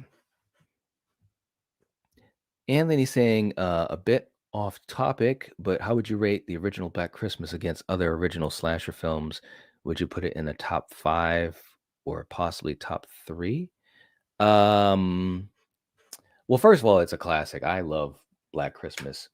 Um, I'd have to think about what number I'd put it at, you know? For me, I would definitely say it's definitely top 10 for me. I'd have to think about that though, man. That would take a little time. That would take a little time. I don't know if I'd say it's in the top 3. Maybe top 5. Where would you put it? Because there's a lot of great competition. It really is. Um, I'll have to think about that. That's a good one, man. That is a good one. Let me know what you think though, Anthony. That'd be a good one to answer. JT saying that it's a classic, an amazing film. True enough, true enough. A big influence on Carpenter for Halloween. Yep. But I don't think it's a great slasher film. Amazing horror film, decent slasher. Oh, well, that's interesting. All right. Yeah. Let's see. Sax in the chat. Welcome to the chat. Saying I was thinking that maybe Gail has had a stalker for a long time, someone who got obsessed with Ghostface, and then later also Sam because of the connection to Billy. That would be interesting. I gotta admit, I never really thought of it exactly like that. Um, I don't know if that's the way they would go with it. That would be interesting though. That would be interesting. I think instead it would be the type of thing where if Gail had a stalker, that stalker would already be obsessed with Sam as well.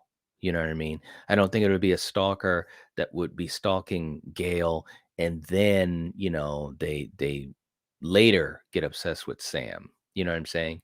It's possible though, but that's interesting. That's interesting.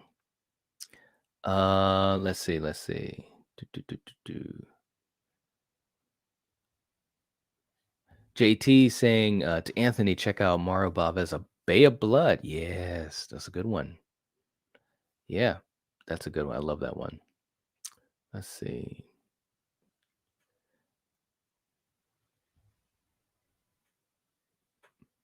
Let's see. And Tim's in the chat too. What's up, Tim? Let's see. Mark Kincaid, I reckon, was the second killer in Scream 3, possibly a return killer. Well, the only thing about that though is I think that would just get so complicated, you know. It'd be interesting. I mean, and throughout the movie, that was a thought in my mind too. But I don't know. I don't know. That'd be interesting if they even tried to do that. I don't think they will, but that would be interesting. And especially assuming that, he's the Mark that is married to Sydney or has the kids with Sydney. So I don't know. Yeah. Let's see. Let's see. Lisa saying Stu's family had money. What if his dad is a therapist? Exactly. It could, yeah, that definitely could be it. Yep. Very true. Let's see. Carrie said, I don't remember them saying what Stu's parents did because they were never around, not even on his birthday. That's right. Oh my God. Jen saying the other killer in 3 could have been Kincaid's partner. Could be. Could be. Howard with a theory. Gail is a traitor. Wow. When Ghostface attacks her at the apartment scene, she begs him for her life, promises whatever he wants in return. He then asks her to lure everyone to the shrine. Now, here's my thing. I thought about that scene in the apartment too. And Howard goes on to say, let's not forget how selfish Gail used to be. She may still be struggling with her selfishness. That's possible too. But all right, there's two things. Okay, let me take my time with this. So you guys hold on for a second here. And also let me know what you think about this too. I don't think that she would, you know, beg for her life and then agree to do that. You know what I'm saying? I just don't see it. That's not to me, that's not in her character. I mean, she's obviously just a person, she's not like a superhero or anything like that. But I do think that she's shown throughout the franchise that when push comes to shove, that she can have, courage, and bravery in these situations. So I don't see her doing that. That's number one. Um, it just yeah. But the second part saying, "Don't forget how selfish she used to be. She may still be struggling with her selfishness." She could be, but I don't think that she'd, be or have the level of selfishness that she used to have. And I think part of that is also tied to Dewey, you know. Um Now I could be totally wrong, but I don't think Gail is the traitor or is a traitor in this film. You know, at the very worst case scenario, like it could be, something where, like, if someone was, kidnapped, like a ransom type of thing, that might be the only way I could see her doing anything to help a ghost face killer. Short of that, I don't see it, and I don't see anyone ransoming anyone, to coerce Gail into doing things, so that one doesn't work for me. Um, yeah, that one doesn't work for me. I don't see that, but hey, it's interesting theory, interesting theory. Jen saying Stu does not need Sydney to be in the movie. His motive is that no one remembers him. That could be a great motive. Yeah, yeah. Carrie's saying, Howard, I actually don't hate that theory. The only thing is Gail's growth would just be for naught. But if she's being blackmailed, then that's different. Exactly. Okay. So that's exactly what I was saying, Carrie. I just think that the growth of her character and the fact that she's shown that she's got guts. So I don't see her like begging for her life, saying, I'll do anything if you don't kill me, that type of thing. Now, if she's being blackmailed, and it had to be something that's pretty damn important, you know what I'm saying? Like if someone said, "Hey, we've got Sydney," or whatever, you know. But that'd be the only way I could see it. That'd be the only way I could see it. Um Mega Giant saying, I believe the Gale phone call scene is a second act scene for two reasons. Number one, Gail's wearing different clothes. Number two, Gail doesn't have a wrap on her shoulder from the cuts, stabs in her other scenes. Yeah, I definitely think the phone call is further into the movie. I don't think it's in the beginning. Um, Again, I just don't see it as her as the opening kill. I really, really don't. I agree. I agree. Let's see. Miss C saying, I remember who Stu is, my favorite scream hunk. Okay. Oh man. Let's see. Jason saying, I believe the Scream 6 cameo will be Sheriff. I am the law Barker. When I think of New York, I think of Cowboy Hat Barker taking control. If that were to happen, I think people would walk out the theater. No. Oh my God. That would be too funny. I don't see that happening, but yeah. Carrie saying that means that Maureen would have given birth to Billy. That was never brought up, so it would just be added in as shock value. Yeah, like I said, I don't. Yeah, I don't see it. I don't see it. And Carrie's like, no, no, just no. Oh my gosh. Oh man, too funny. Let's see. They built a set on Mel's soundstage. It's a house with a wraparound porch that looks a lot like Kirby's house from Scream 4. I'm calling flashback scene. That would be so cool, man. And I know, and we've talked about that. It would be very, very cool. I I guess one thing I want to say too, speaking about Kirby, in particular, and any kind of connections to Scream 4 and also to Jill, like I'm just hoping, and I'm pretty confident, that they're bringing in Kirby, and it's gonna be just some awesome stuff, And she may not be like super prominent in the movie, and I'd be okay with that as long as when she is a part of the movie, that it's really really good stuff, good scenes for her, good dialogue. But that could be really cool as that callback to 4, and I think that she should have that. I really do. I don't. In other words, I don't want her to be in this movie just to be kind of like a throwaway, like, "Oh, yeah, we brought Kirby back, yay," and that's it? So, yeah. Jen is calling it saying, Jill is the surprise cameo. I could see that. I really could see it. Yep. Yep, yep, yep. Tim saying maybe Zerny is using as an experiment to see if he can study a real life serial killer, like what Michael Myers' new doctor in Halloween. Ooh, Sartain. Yeah. Could be. Yeah, that could be part of it. Mhm. Carrie saying we need to see how Kirby survived. I wouldn't mind seeing Kirby having a nightmare about that night. I think that that's exactly how they could do it. I really, really do. I see that as a way that they could do it. and it's the callback, and it kind of sets up her, being in this film because they have to acknowledge it. They have to kind of acknowledge it one way or the other, either by dialogue or a flashback or a nightmare. Michael, what's going on? Good to see you. Good to see you.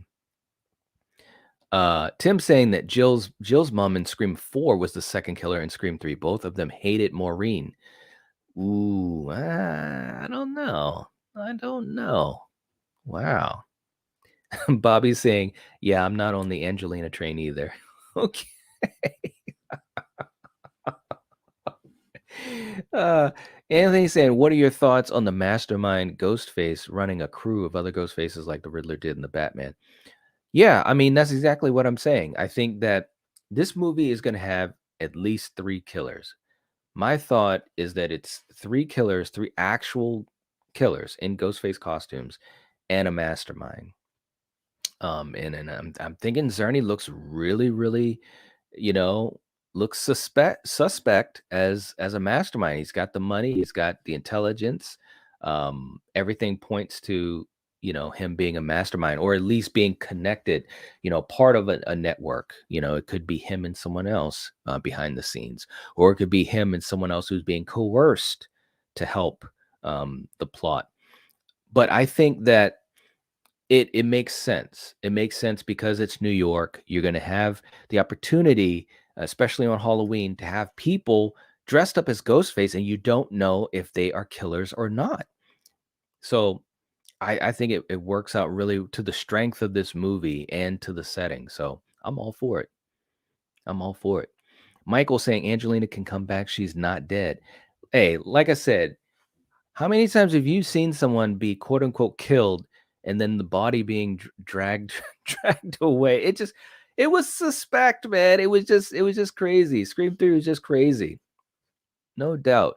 Gage in the chat, what's going on? Saying hope Tara betrays her. Now listen, now we're going to get into it. So guys, listen.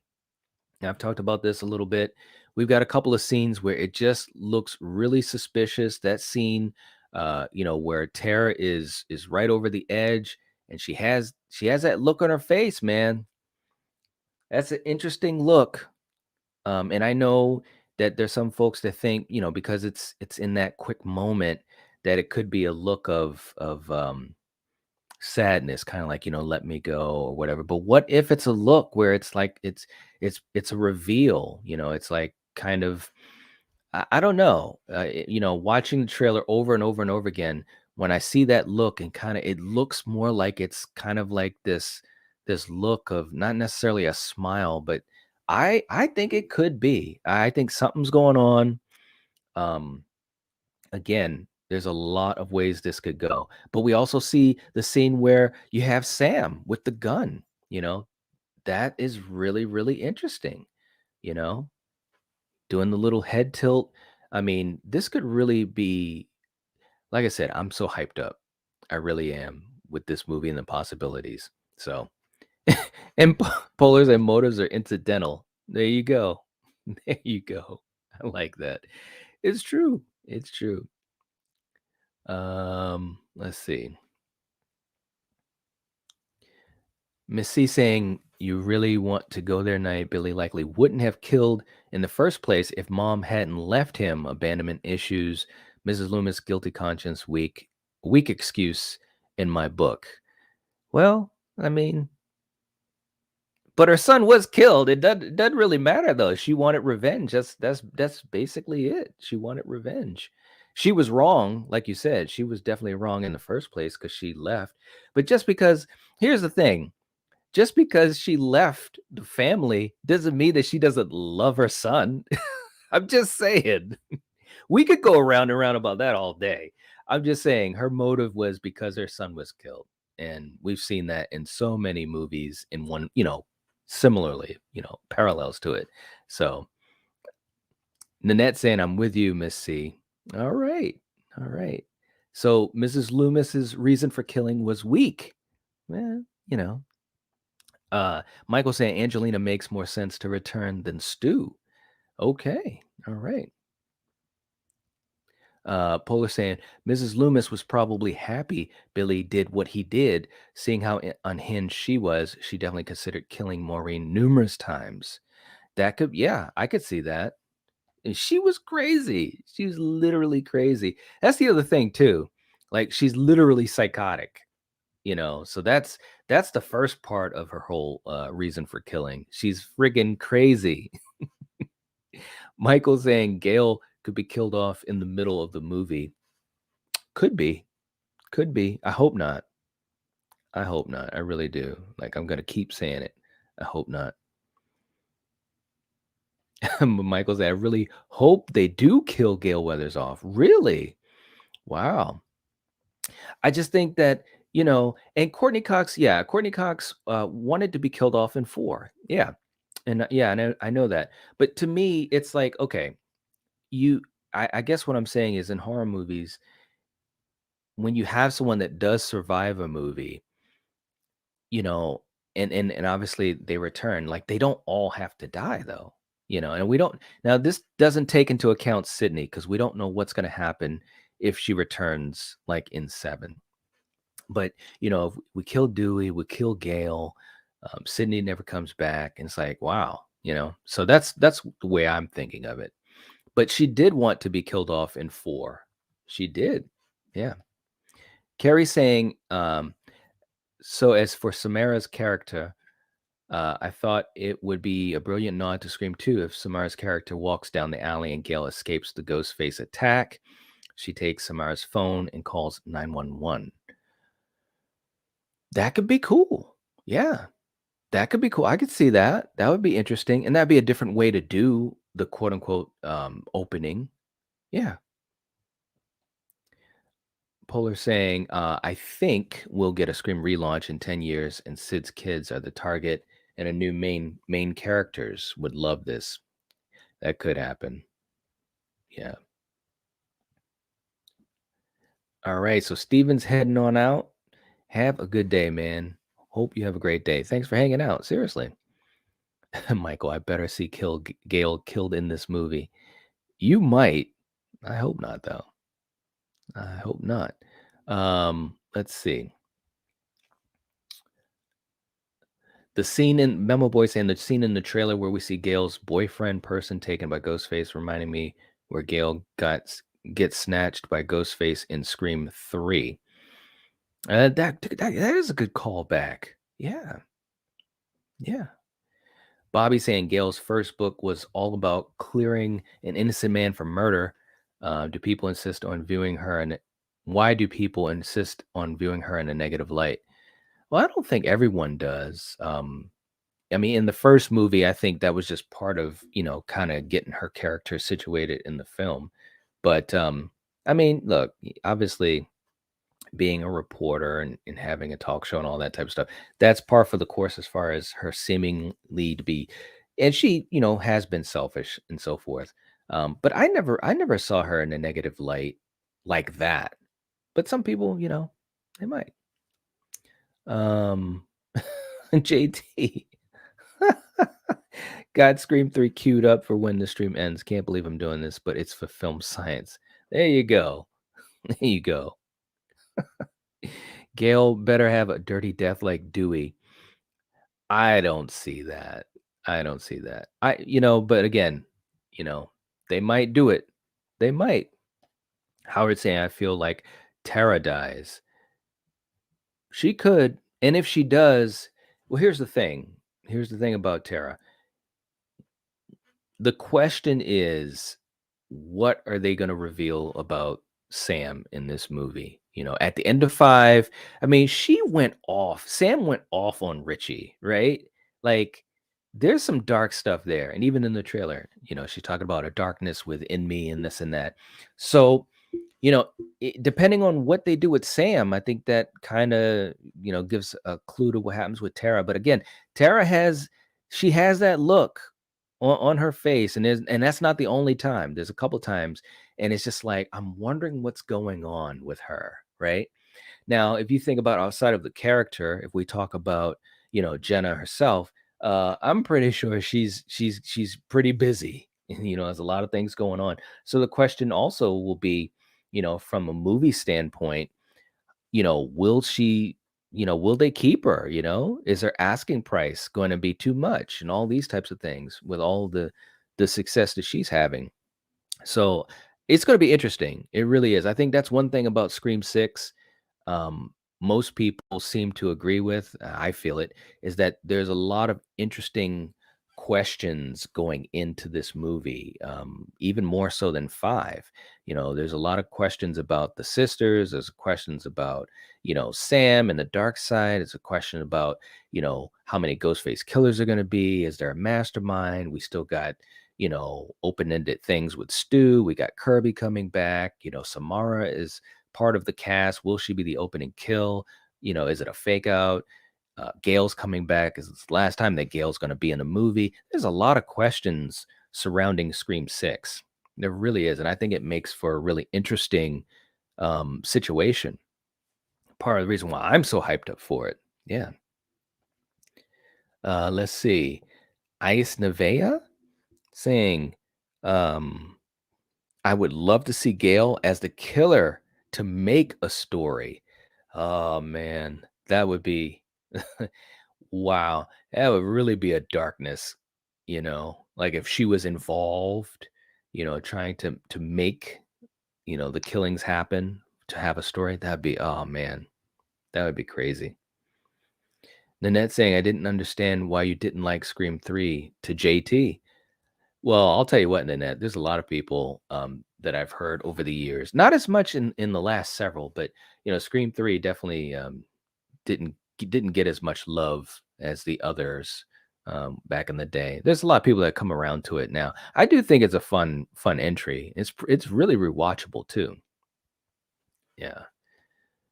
Michael saying that Jill isn't dead. She can come back as a killer, but Stu is dead. Ooh, all right. I don't know, man. I mean, Jill, and I love Jill. That reveal in 4, that was just awesome. And I think Emma Roberts was great in the role. But I don't know. I don't see her coming back. It'd be cool if she did though. They'd have to do some work on that though. Yeah. Let's see. Not just horror in the chat. What's going on?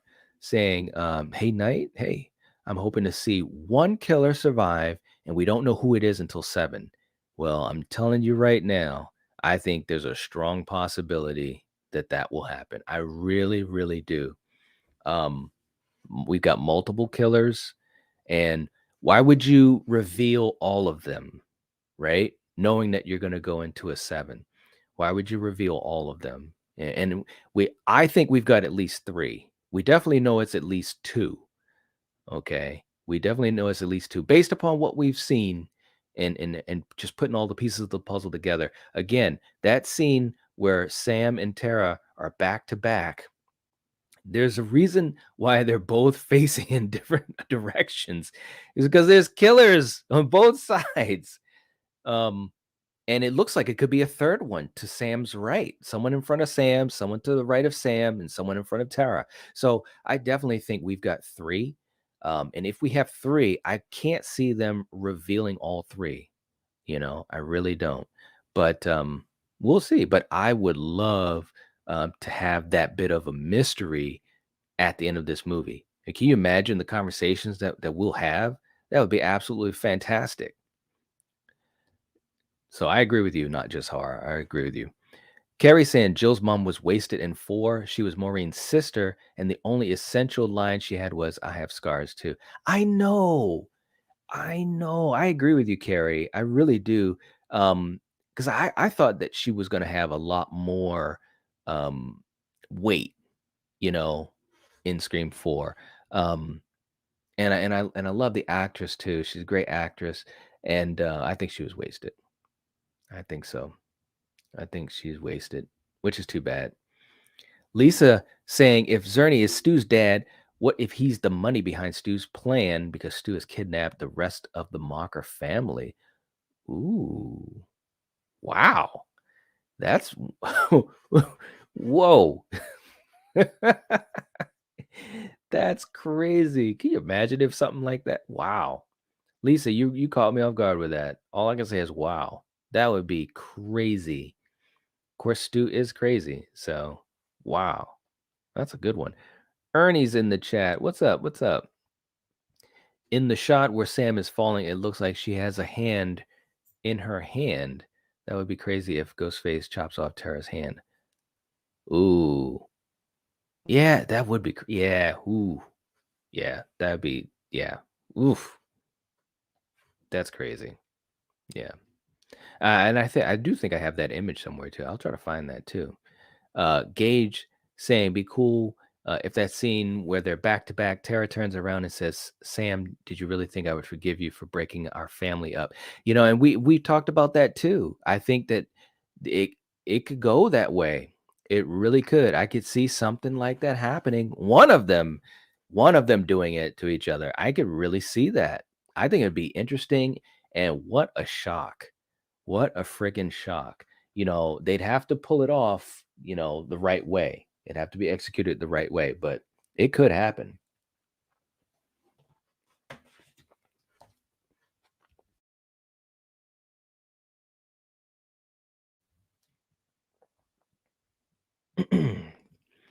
Okay, let's see. Ernie saying, "What if someone is obsessed with the real life Stu Macher?" That could be it, because obviously in 5 we saw the little Easter egg. It could be. Carrie saying Sam and Tara both look menacing. Sam betrayed Tara first. If we want to get technical, Sam kept the truth of her father from Tara, but I think maybe Tara already knew because Amber said their mom talked. Yes.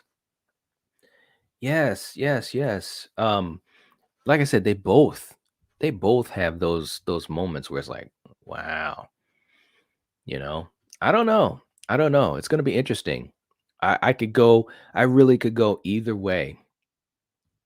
Miss C. Whatever night.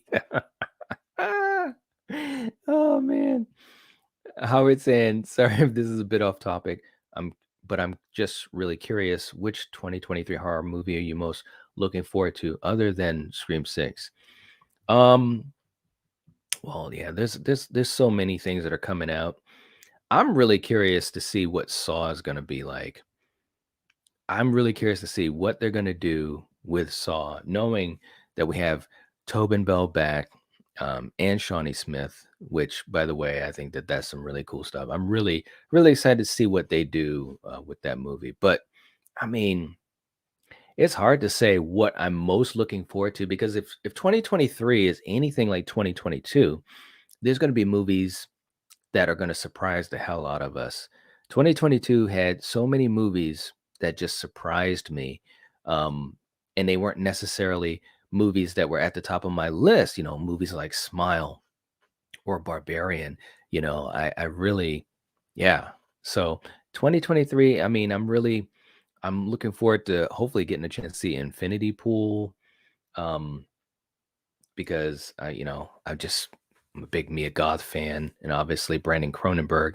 I think that he's having a really amazing beginning to his directing career. So, but let me know what you think, Howard. Let me know what you're looking forward to for this year in horror. Yeah. What's up, Sean? Sean's in the chat saying Gail has almost died in every movie, right? It's so true. It's so true, man. Oh man. Martin Santera has a "you destroy my family" face. Yes. Yes. I agree. I absolutely agree. Um Sean saying I might be too cliche. It might be too cliche if Gail dies because of Dewey's in the last one. I do agree.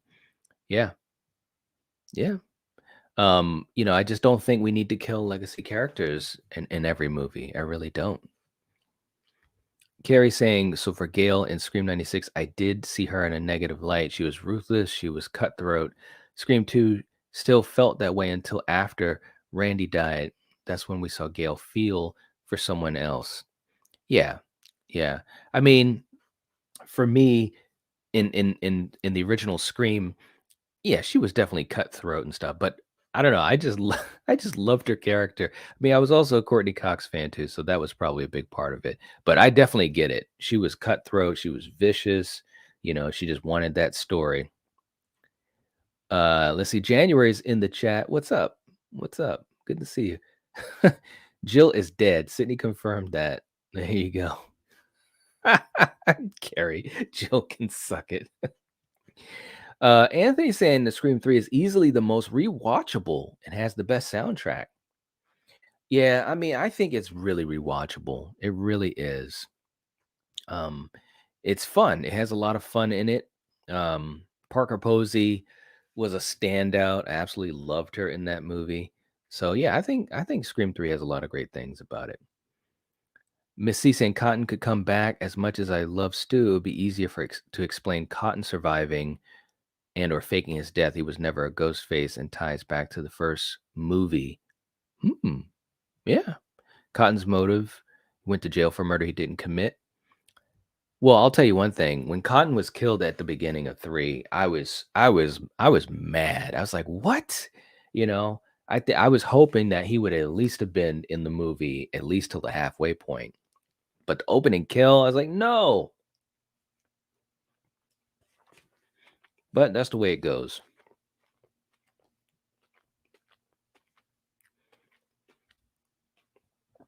January saying, I mean, let's be realistic. Has anyone ever come back who was confirmed dead in the film besides Kirby because she was last seen moving on the ground? Good point. Good point. Howard saying, for some reason, you could see my comment that I deleted. That freaks me out a little.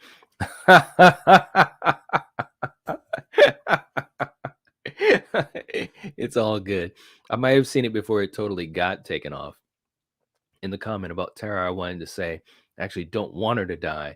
I guess I have a major crush on her. I don't, I don't know. I'm kind of conflicted. I think if she dies and it serves the story really well, I'd be okay with it. But they'd have to come up with something really good. Maybe, like I said, maybe it's betrayal and it plays out in a really amazing, third act, and there's still something that's left. That would be something. That would be something. Let's see. Anthony's saying, I gotta know, would you rather have Gail have died in 5 and not Dewey, or did they get it right?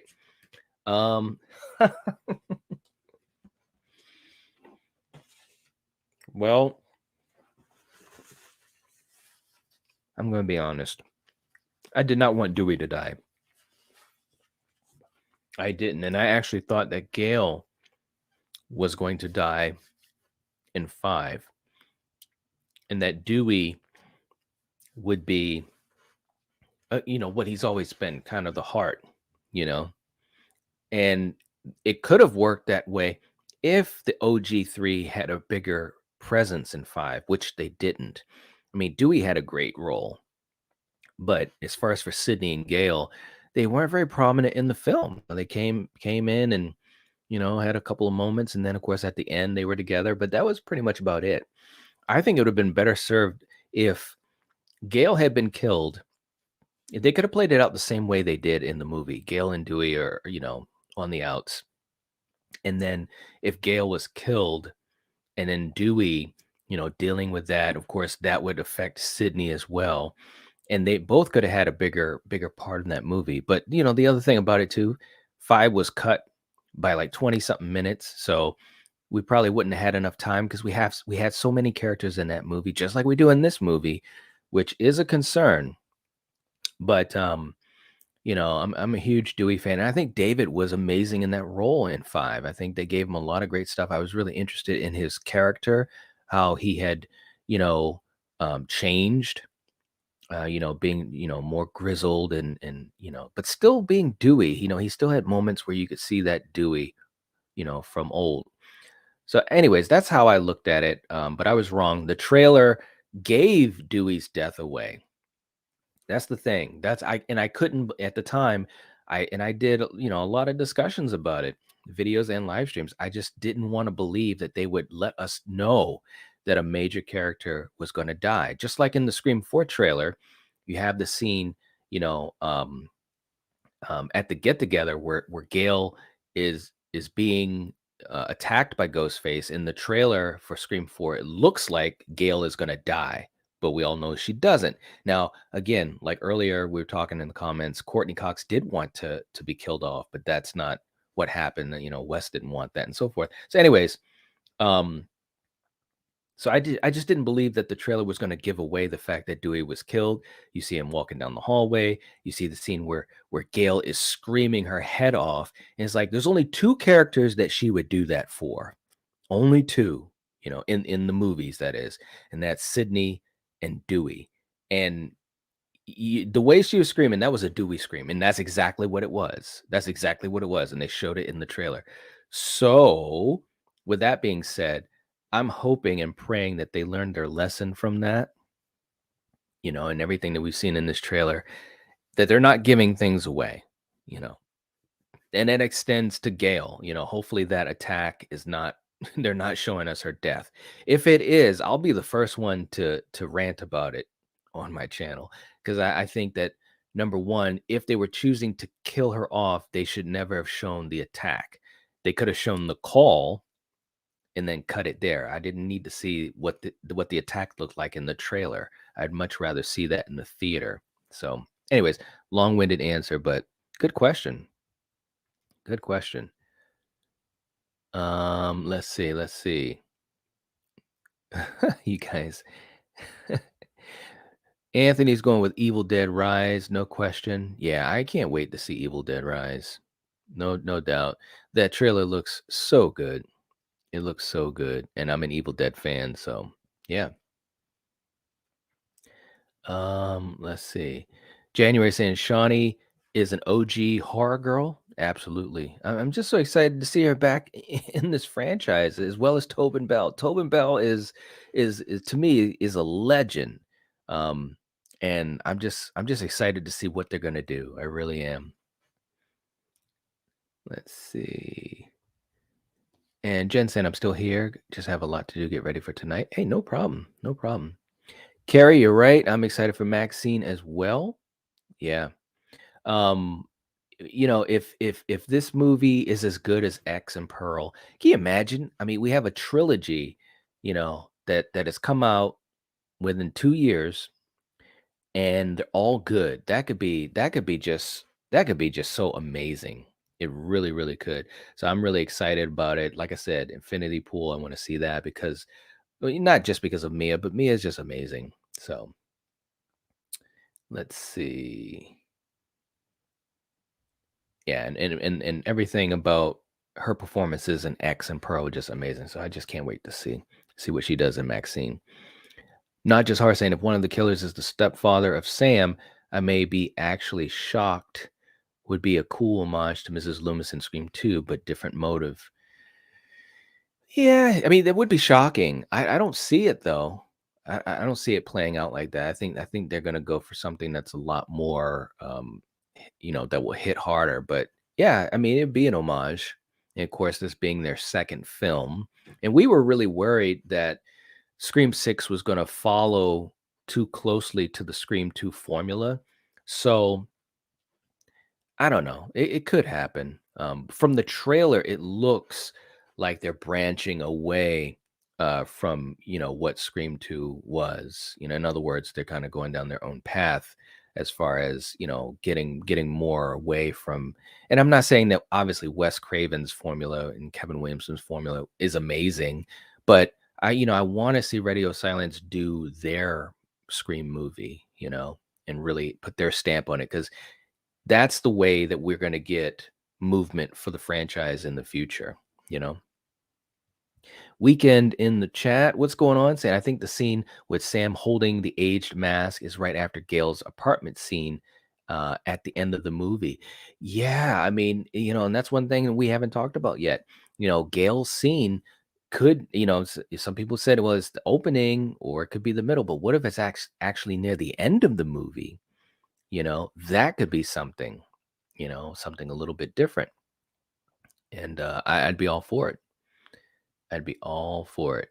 Let's see. Do. Howard saying, Night, sorry, I sent one comment 3 times accidentally. I deleted it twice, but you could still see it. That's okay. I know how it is. I've had that happen to me in live chats too. It is kind of a pain. Miss C saying it too. I know it's very frustrating. Absolutely. Yeah. Yep. Let's see. Jen saying Jill will only come back in a flashback or nightmare. That's how I see it. That's how I see it. January saying 90s writers had a thing. We connected to characters from Scream who had only 1 or 2 scenes. Radio Silence hasn't done that for me yet. Just my opinion. Examples: CC Cooper, Casey, Kenny, the camera guy. Yeah, I think, and that's a credit to Kevin, and Wes. I think the way that those characters came off, they just popped really well. Whereas, like in Scream 5, we had a lot of characters that they were just there. They don't really live on beyond 5, as well as some of these characters that we talked about, like CC Cooper. I mean, and again, it's Sarah Michelle Gellar, so that's par for the course too. But the way that they were written, you really connected to them. I absolutely agree with you on that. So I'm hoping in this movie that we get to get better connections with these characters, especially when you're talking about the core 4. There's absolutely no reason that we can't get more of a feeling of these characters and who they are and what they mean, and some type of growth. I think that would be not only good for this movie, but again, it's good for the continuation of the franchise. We should, and even if they don't survive, again, just like we just said, like with the CC Cooper, that doesn't matter. But in this movie, we should get some type of really good attachment to these characters, and I'm hoping that that's what we see. I'm hoping that Radio Silence understands that was some of the magic of those other Scream movies, is the characters. Scream is based on characters. I've said that many times, versus other, especially legacy horror franchises where they're built around the villain, the horror icon. Well, with Scream, it's built around the characters. So I, I I'm gonna be interested to see how it all shapes out for this movie. I really am. Michael saying, "Do you think Billy can be brought back?" No, he can't. Can be brought back as a killer and survive the bullet in the head. No, absolutely not. Not at all. But I think it was kind of, and having him come back in the sense of Sam with the visions. I think that was kind of a cool way to do it. You know, just as a nod for the fans. You know. January saying, I wouldn't miss any of these new characters. Yeah, they do need to build these characters up. They really do. JT saying, all I know from the outside looking in to the fan base, getting Ortega in the franchise is the best move they've made since the original Scream. I've been saying since since I saw in Netflix's You. Yeah. Um, she definitely is. She's just really talented, man, and I think she was great in 5. I think she was great. Um, if she were, if the roles were reversed and she was Sam, right? Um, I think it would have been really really interesting. I really do. But again, in this movie, we might get more idea of what's going on as far as what Melissa's abilities are going to be in this role of Samantha. And I think Jenna's going to be great as Tara. Again, I think she's going to be great as Tara again. So we'll see. Um, let's see. Jen saying, if Scream 6 does really well at the box office, what do you think? What do you all think the chance is of Nev returning? I say no. No chance at all? Wow. Um, I think that there's a chance she's going to come back. I really do. And I think 6 is going to do well at the box office. Everything points to that. I don't see, I mean, this movie would have to be abysmal, for it to not do well at the box office. Everything points to this movie doing well. So I'm already going to assume it does well. But as far as Nev coming back, first of all, part of it is how this movie is going to shape up. How much did they change it? You know, from when she was involved to when she was not. But there's always room for someone of that status to come back to a franchise. I mean, just like Jamie Lee Curtis for Halloween, she didn't have to come back. They didn't have to. They didn't have to bring Laurie Strode back, but they did. And obviously, and I just said Laurie Strode. When you think about Final Girls, you think of Laurie Strode. You think of Sidney Prescott. So if this storyline is going to be tied up in seven, I definitely think she could come back. Will she? I don't know. And and a lot of that's beyond the movie stuff. That's real life stuff with the contracts and all that. But I do think there's a chance that she'd come back. I hope so. I hope she does. But we'll see. We'll see. Um, let's see. JT was saying though that Nev turning down another Scream movie would be the best decision of her career in forever. Really? Oh, okay. All right.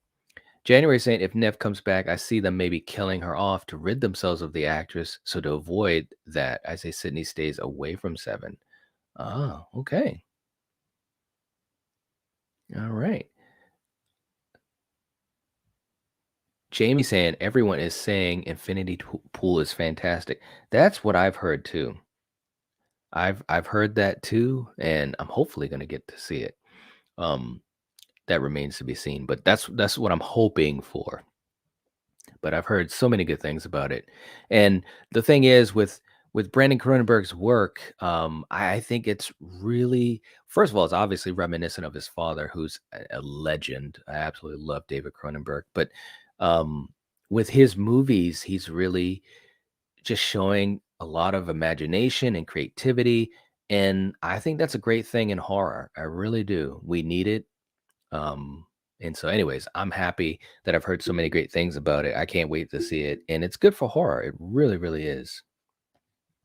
Howard saying I'm really looking forward to Saw as well. I was also really excited for Megan, but it disappointed me. Really. I enjoyed Megan. I really, really did. And of course, now we know that. Well, first of all, it's done fantastic at the box office and critical acclaim. So we're going to get a sequel, and yeah, I really enjoyed it. I really enjoyed it. Miss C, enough Scream talk. Please, let's talk about anticipated 2023 movies. Mine is Cocaine Bear.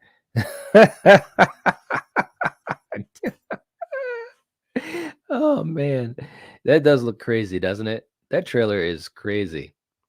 Um, yeah, I probably will check out Cocaine Bear. Let me know. Let me know why it's your most anticipated movie, Miss C. Oh man, too funny. Bobby saying that Hank Loomis was Joe Roberts' biological dad. Wow, no woman should get involved with a Loomis male. God. Oh my goodness. Not just horror saying, I'd love to see Joel from Scream 2 make a cameo. Anyone really from the past film that still lives. I wouldn't mind that either. I'm really curious to see what the cameo is going to be. But I think it could be Emma, as Jill in a nightmare or a flashback or something like that. I really do. It all lines up perfectly with you having Kirby there, and obviously, like we talked about, the set that was built with the wraparound porch. So I think that it's going to be Emma Roberts. I really do. Let's see. Miss C saying, I know that doesn't mean we can't get off subject. Chat's talked about Scream quite a bit, and other people have brought up things off topic. And we've talked about things off topic. Yeah. I mean, and that's fine. Yeah. Let's see.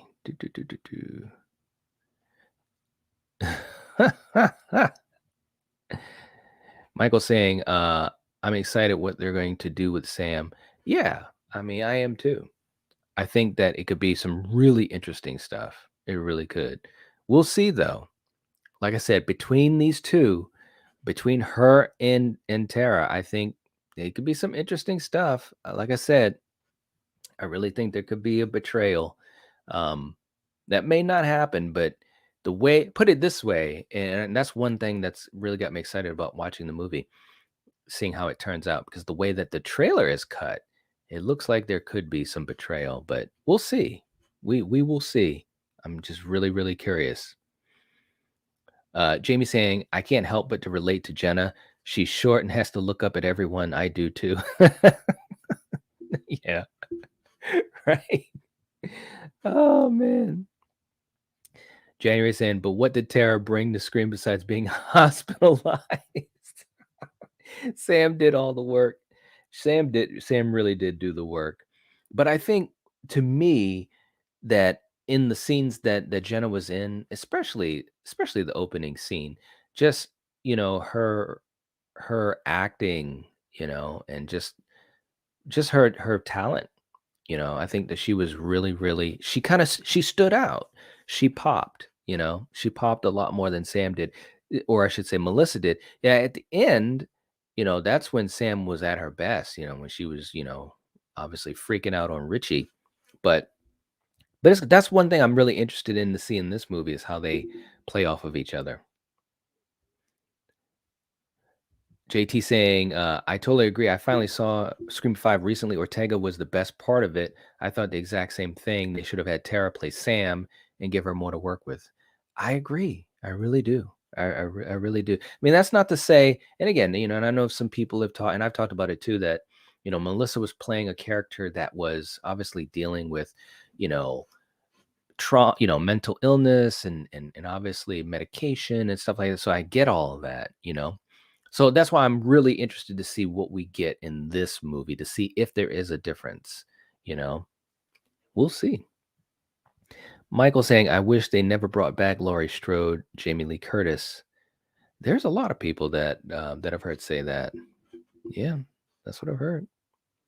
Ben saying, I hope they wait at least a decade before another Halloween comes out. That wouldn't surprise me, because that's kind of how it usually has gone. They usually wait almost a decade. So it does not surprise me whatsoever.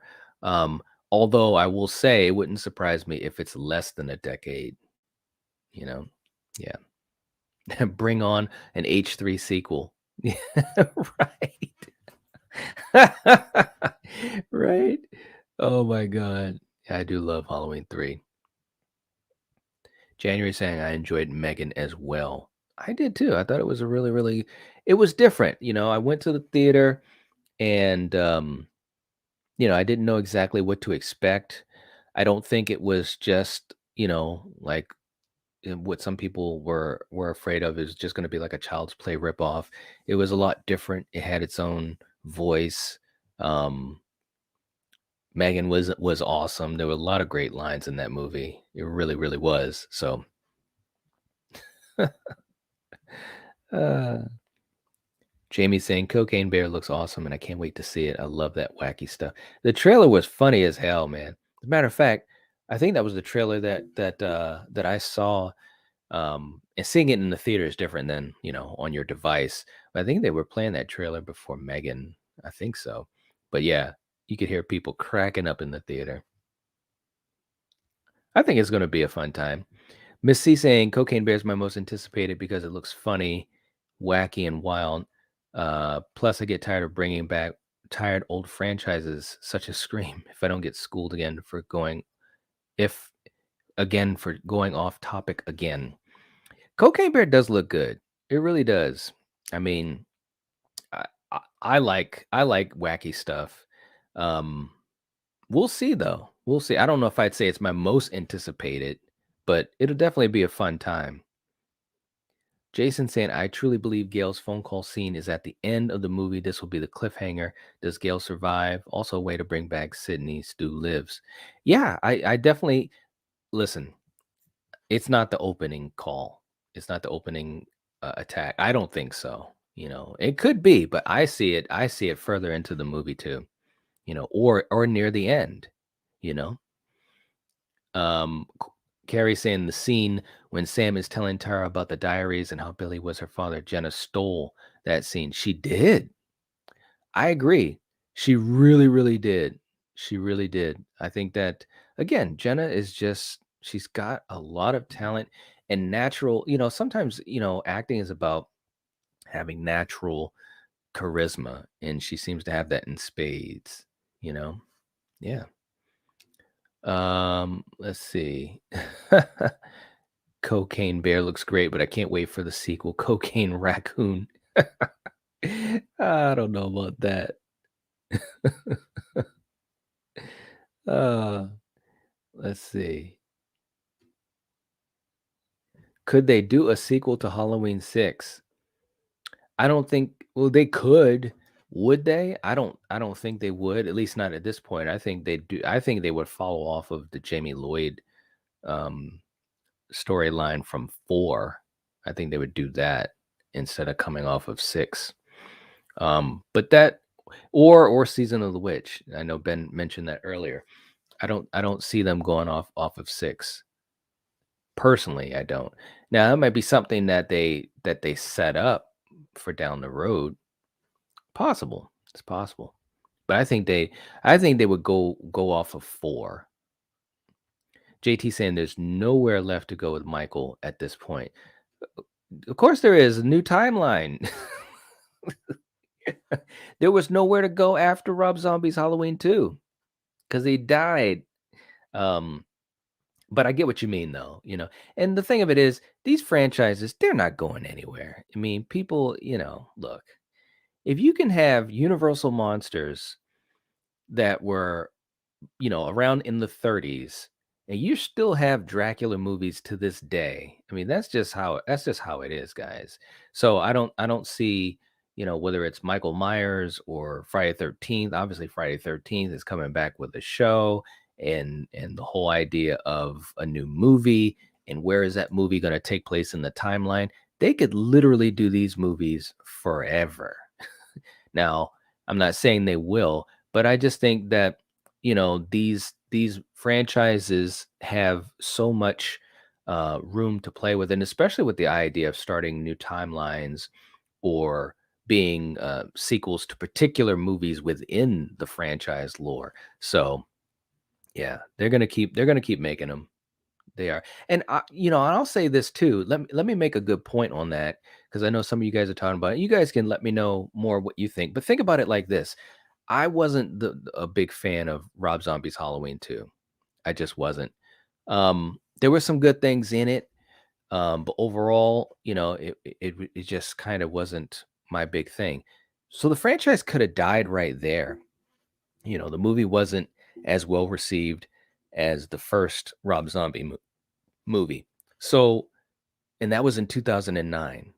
So they waited almost a decade, 2018 for Halloween.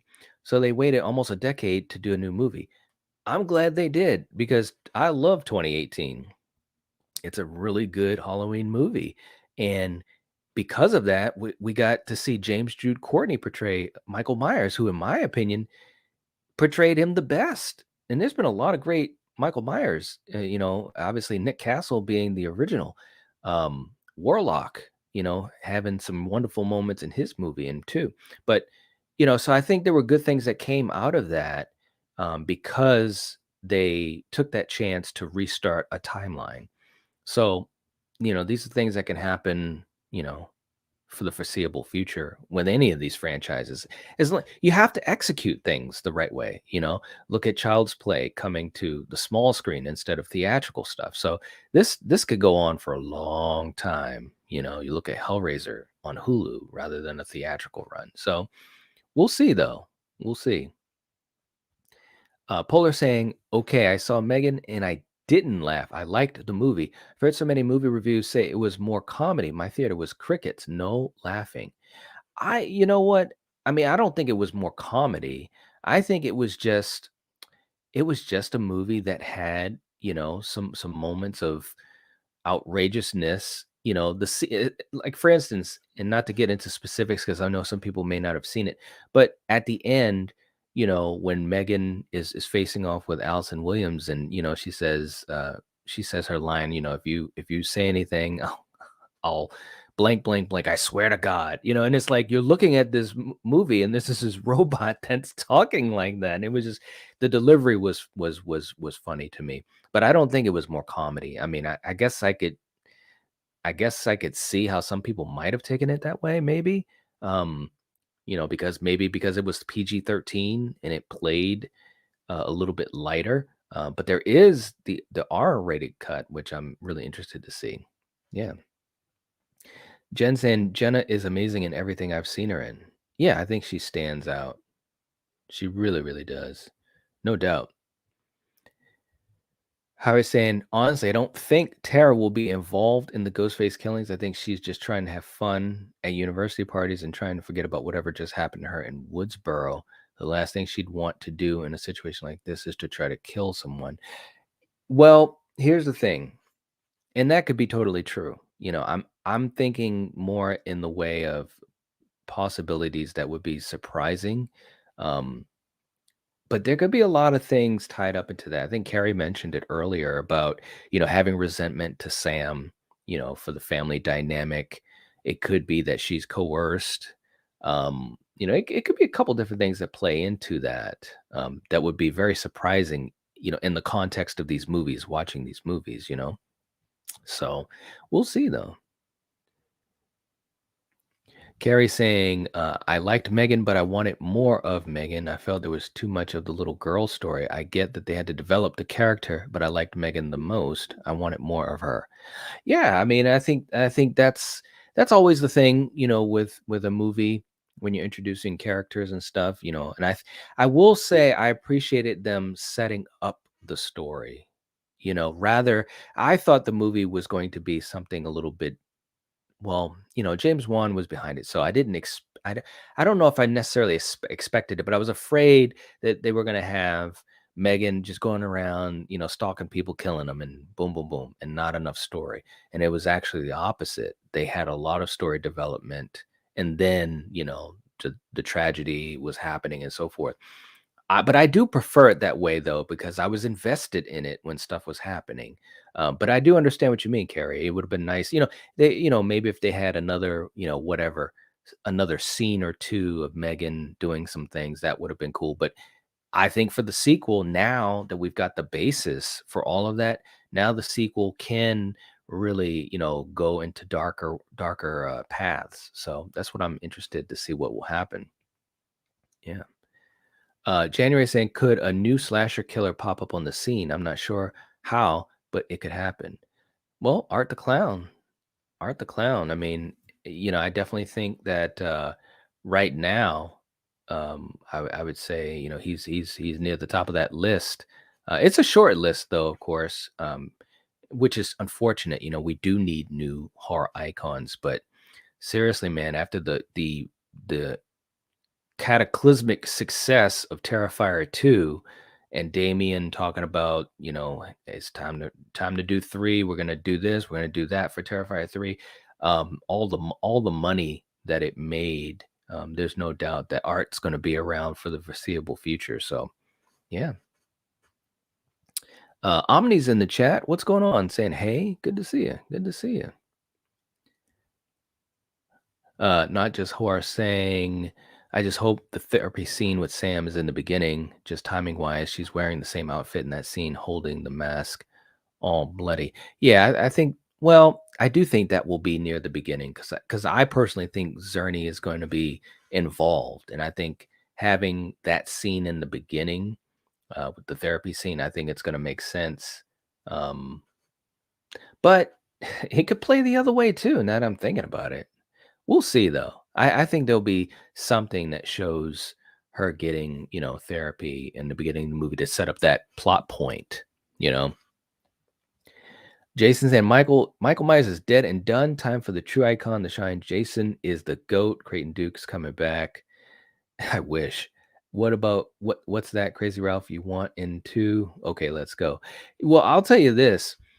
Creighton Duke obviously was the greatest thing about Jason Goes to Hell. There's no doubt about that, in my opinion. I'd love to see the character come back. I think what could be really cool about Crystal Lake is that we know, and this is what we know. They can use anything in the franchise. Okay, so it's not just a prequel to Friday the 13th from 1980. They can do everything. So I'm pretty guaranteed that they're gonna pull from the later movies. In other words, we're gonna see a hockey mask Jason at some point. Hopefully sooner rather than later. But, it'd be cool if they could delve into Creighton Duke because obviously in Jason Goes to Hell, he knows about the family and of course, I didn't like some of those story elements of Jason Goes to Hell, but the character of Creighton Duke himself was so cool. So I definitely think he could come back.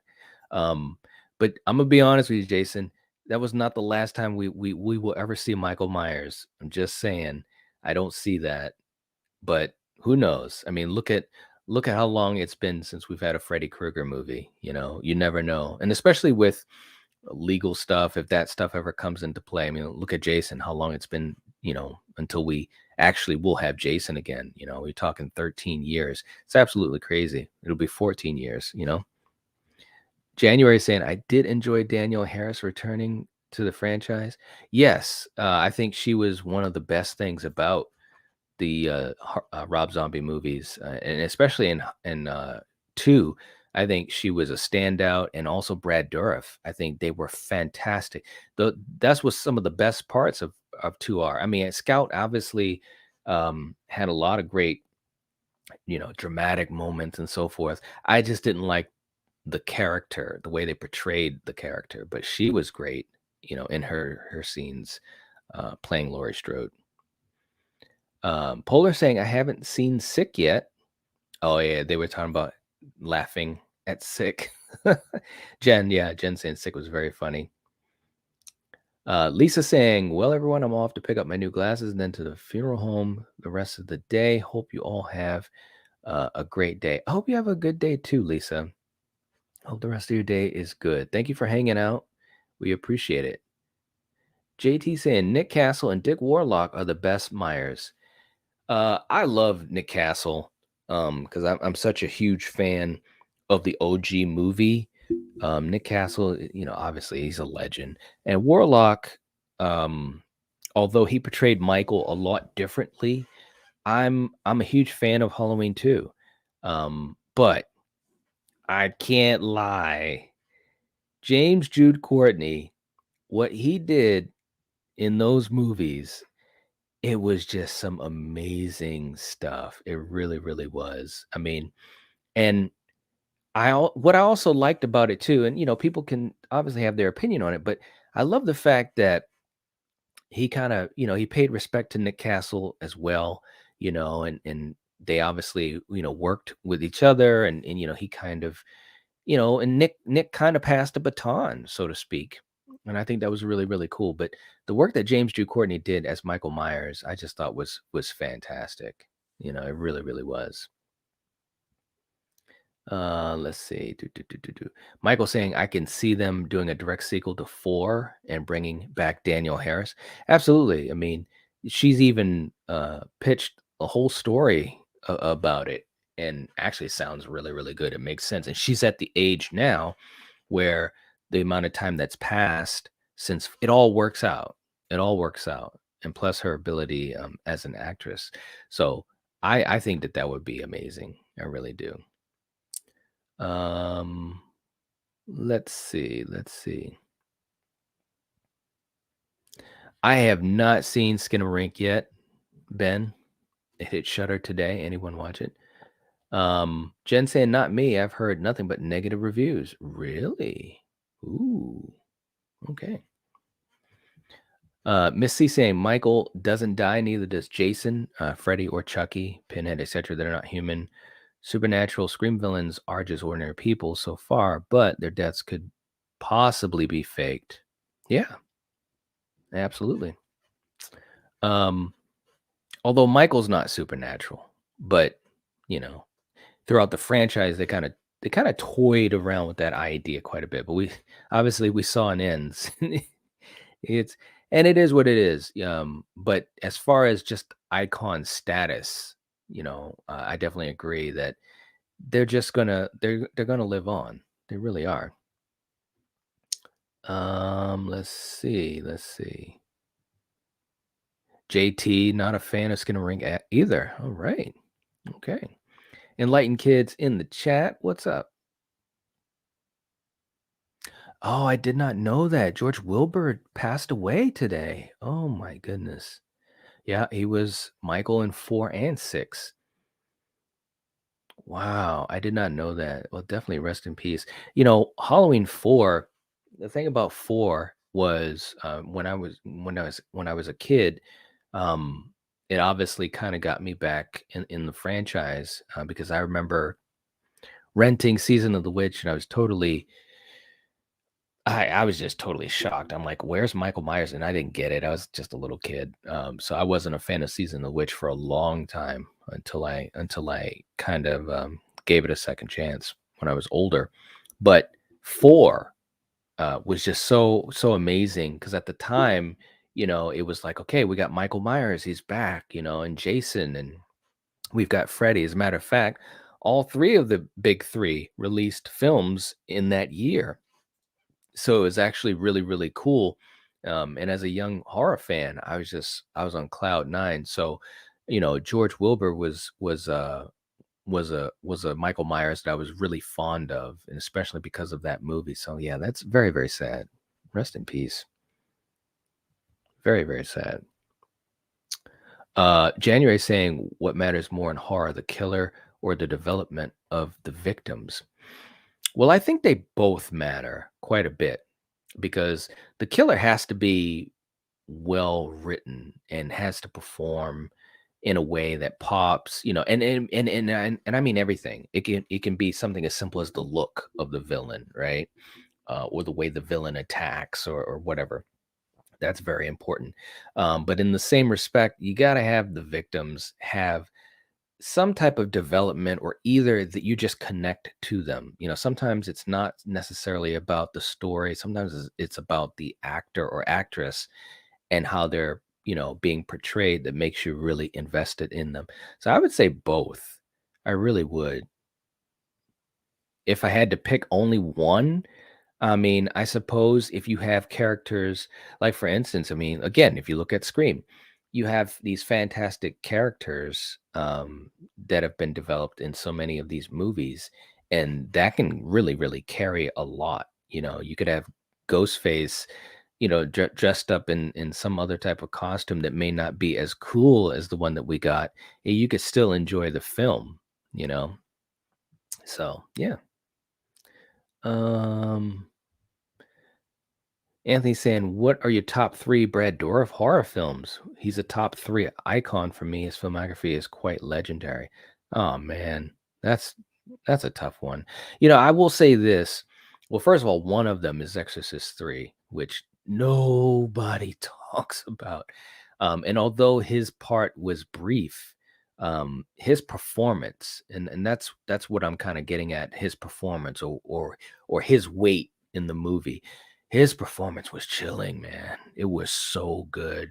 It was so good, man. If you have not seen Exorcist 3 or if you haven't seen it in a while, I highly recommend it. Um, but going back, and it's funny because earlier Missy was just like, let's talk about something other than script. And we've been talking about other movies, and especially we've been touching on Halloween a lot. But the one thing in H2 that was so good, Rob Zombie's H2 is so good, is the way that Brad Dourif portrayed Brackett, right? He's a sheriff and he's trying to take care of his daughter and his daughter's best friend after the tragedy and all the trauma that they endured in the first film. And he was like a regular guy. He was like one of the only characters in that movie that wasn't like a cookie cutter Rob Zombie character, right? Like, you know, I mean, he wasn't a saint, but he also wasn't like super trashy. Like he was like one of the only characters that was like that. He felt real. The way Brad Dourif portrayed him felt real. He's just trying to keep his family, together, you know. And then at the end, after what happens to Daniel Harris, that scene alone, I honestly it gets to me every time I watch it, and I don't watch that movie a lot because it's just not one of my favorites in the franchise, but anytime I do watch it, just seeing Brad Dourif in that moment, in that scene, the way it played out is like, man, that is some great acting. And he does not get enough credit for his ability. So you got to go with those. And obviously with Child's Play 2, though, I really love Child's Play 2. So I don't know, man. I might just name those, but I absolutely love Brad Dourif. You know, he's such an icon, man. He really, really is. Um, Michael saying George Wilbur was his favorite Michael. Yep, I can see that. Absolutely. Mark's in the chat. What's going on, Mark? Good to see you. JT saying Victor Crowley and Art are the only slasher icons of the last 20 years. Yeah, I mean, and you know, the thing of it is that's too bad is that Victor Crowley, I don't think that people, you know, have kind I don't think that he's become as big as he could have been or maybe even should have been, you know. But definitely him and Art, they're at the top. Yep. Let's see. Chrome Skull. That's a good one, JT. Laid to Rest. Yeah, could have become a slash icon if people actually talked about those movies. That's true, man. Chrome Skull. I almost forgot about that. Yep. Laid to Rest. That was a good one.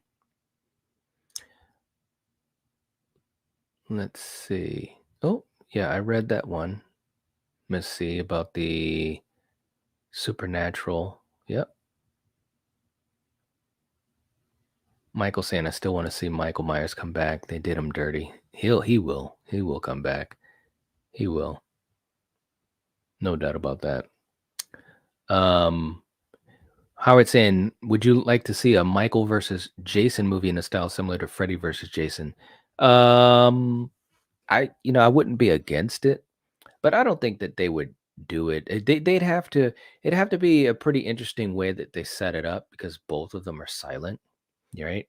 And you have to marry the mythologies together, which you know, they could be, but the thing about Freddy versus Jason was it worked out so well because of the fact that you had Robert obviously playing Freddy, and it made sense, you know, for their two mythologies to get intertwined with each other.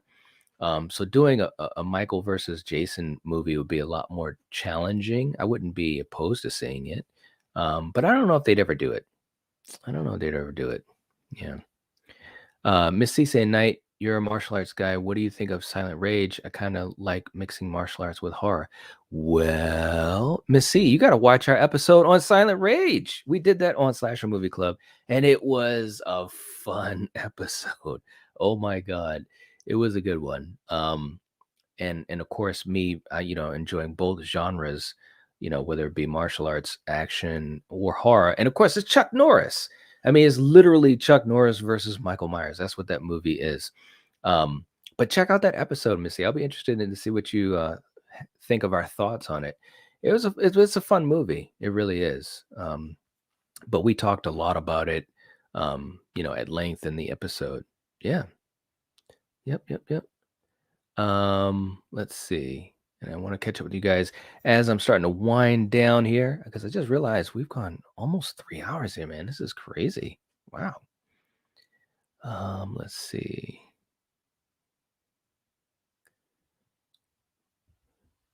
Hmm. Do, do, do, do, do, do, do, do. Halloween 4 has such dark atmosphere, has the most Halloween feel of the entire series with Myers in them. It really did have great atmosphere. Yeah. Yep, yep, yep. Let's see.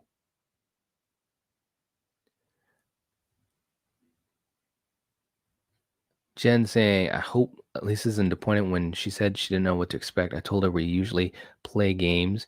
Well, we do sometimes. I mean, not every single Thursday, but it just kind of depends on what the conversation is. And also, you guys, I mean, this really, to me, when I do these streams, it's to kind of chat with you guys. And you guys have been like on a roll talking about so many different things. So, yeah. Let's see.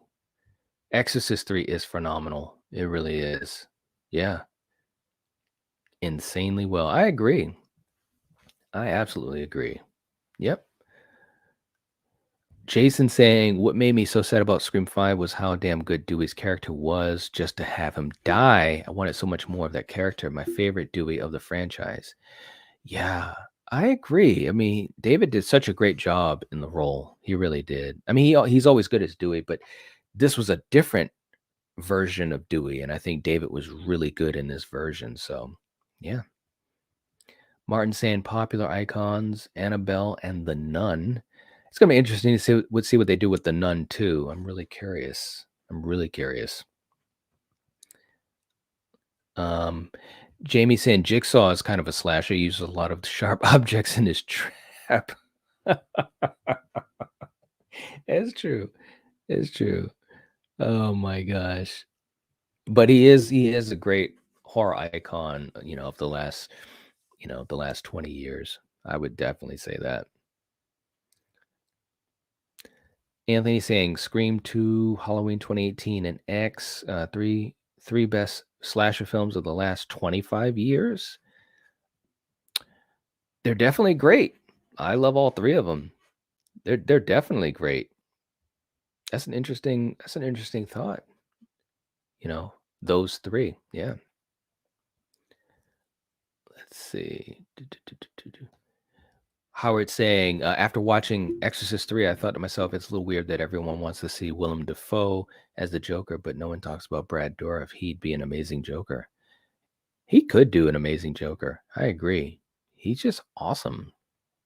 He's just absolutely awesome. Let's see. What do you think? If I said I liked the overall storyline of I Know What You Did Last Summer compared to 96, too far of a stretch. Oh, you mean versus? I could believe that. Yeah, I mean, I think the storyline of I Know What You Did Last Summer was great, you know, and there was a lot of, there was mystery to it as well. I can believe that. Yeah, I believe that totally. All right, guys. Well, I'm gonna get ready to wrap up here.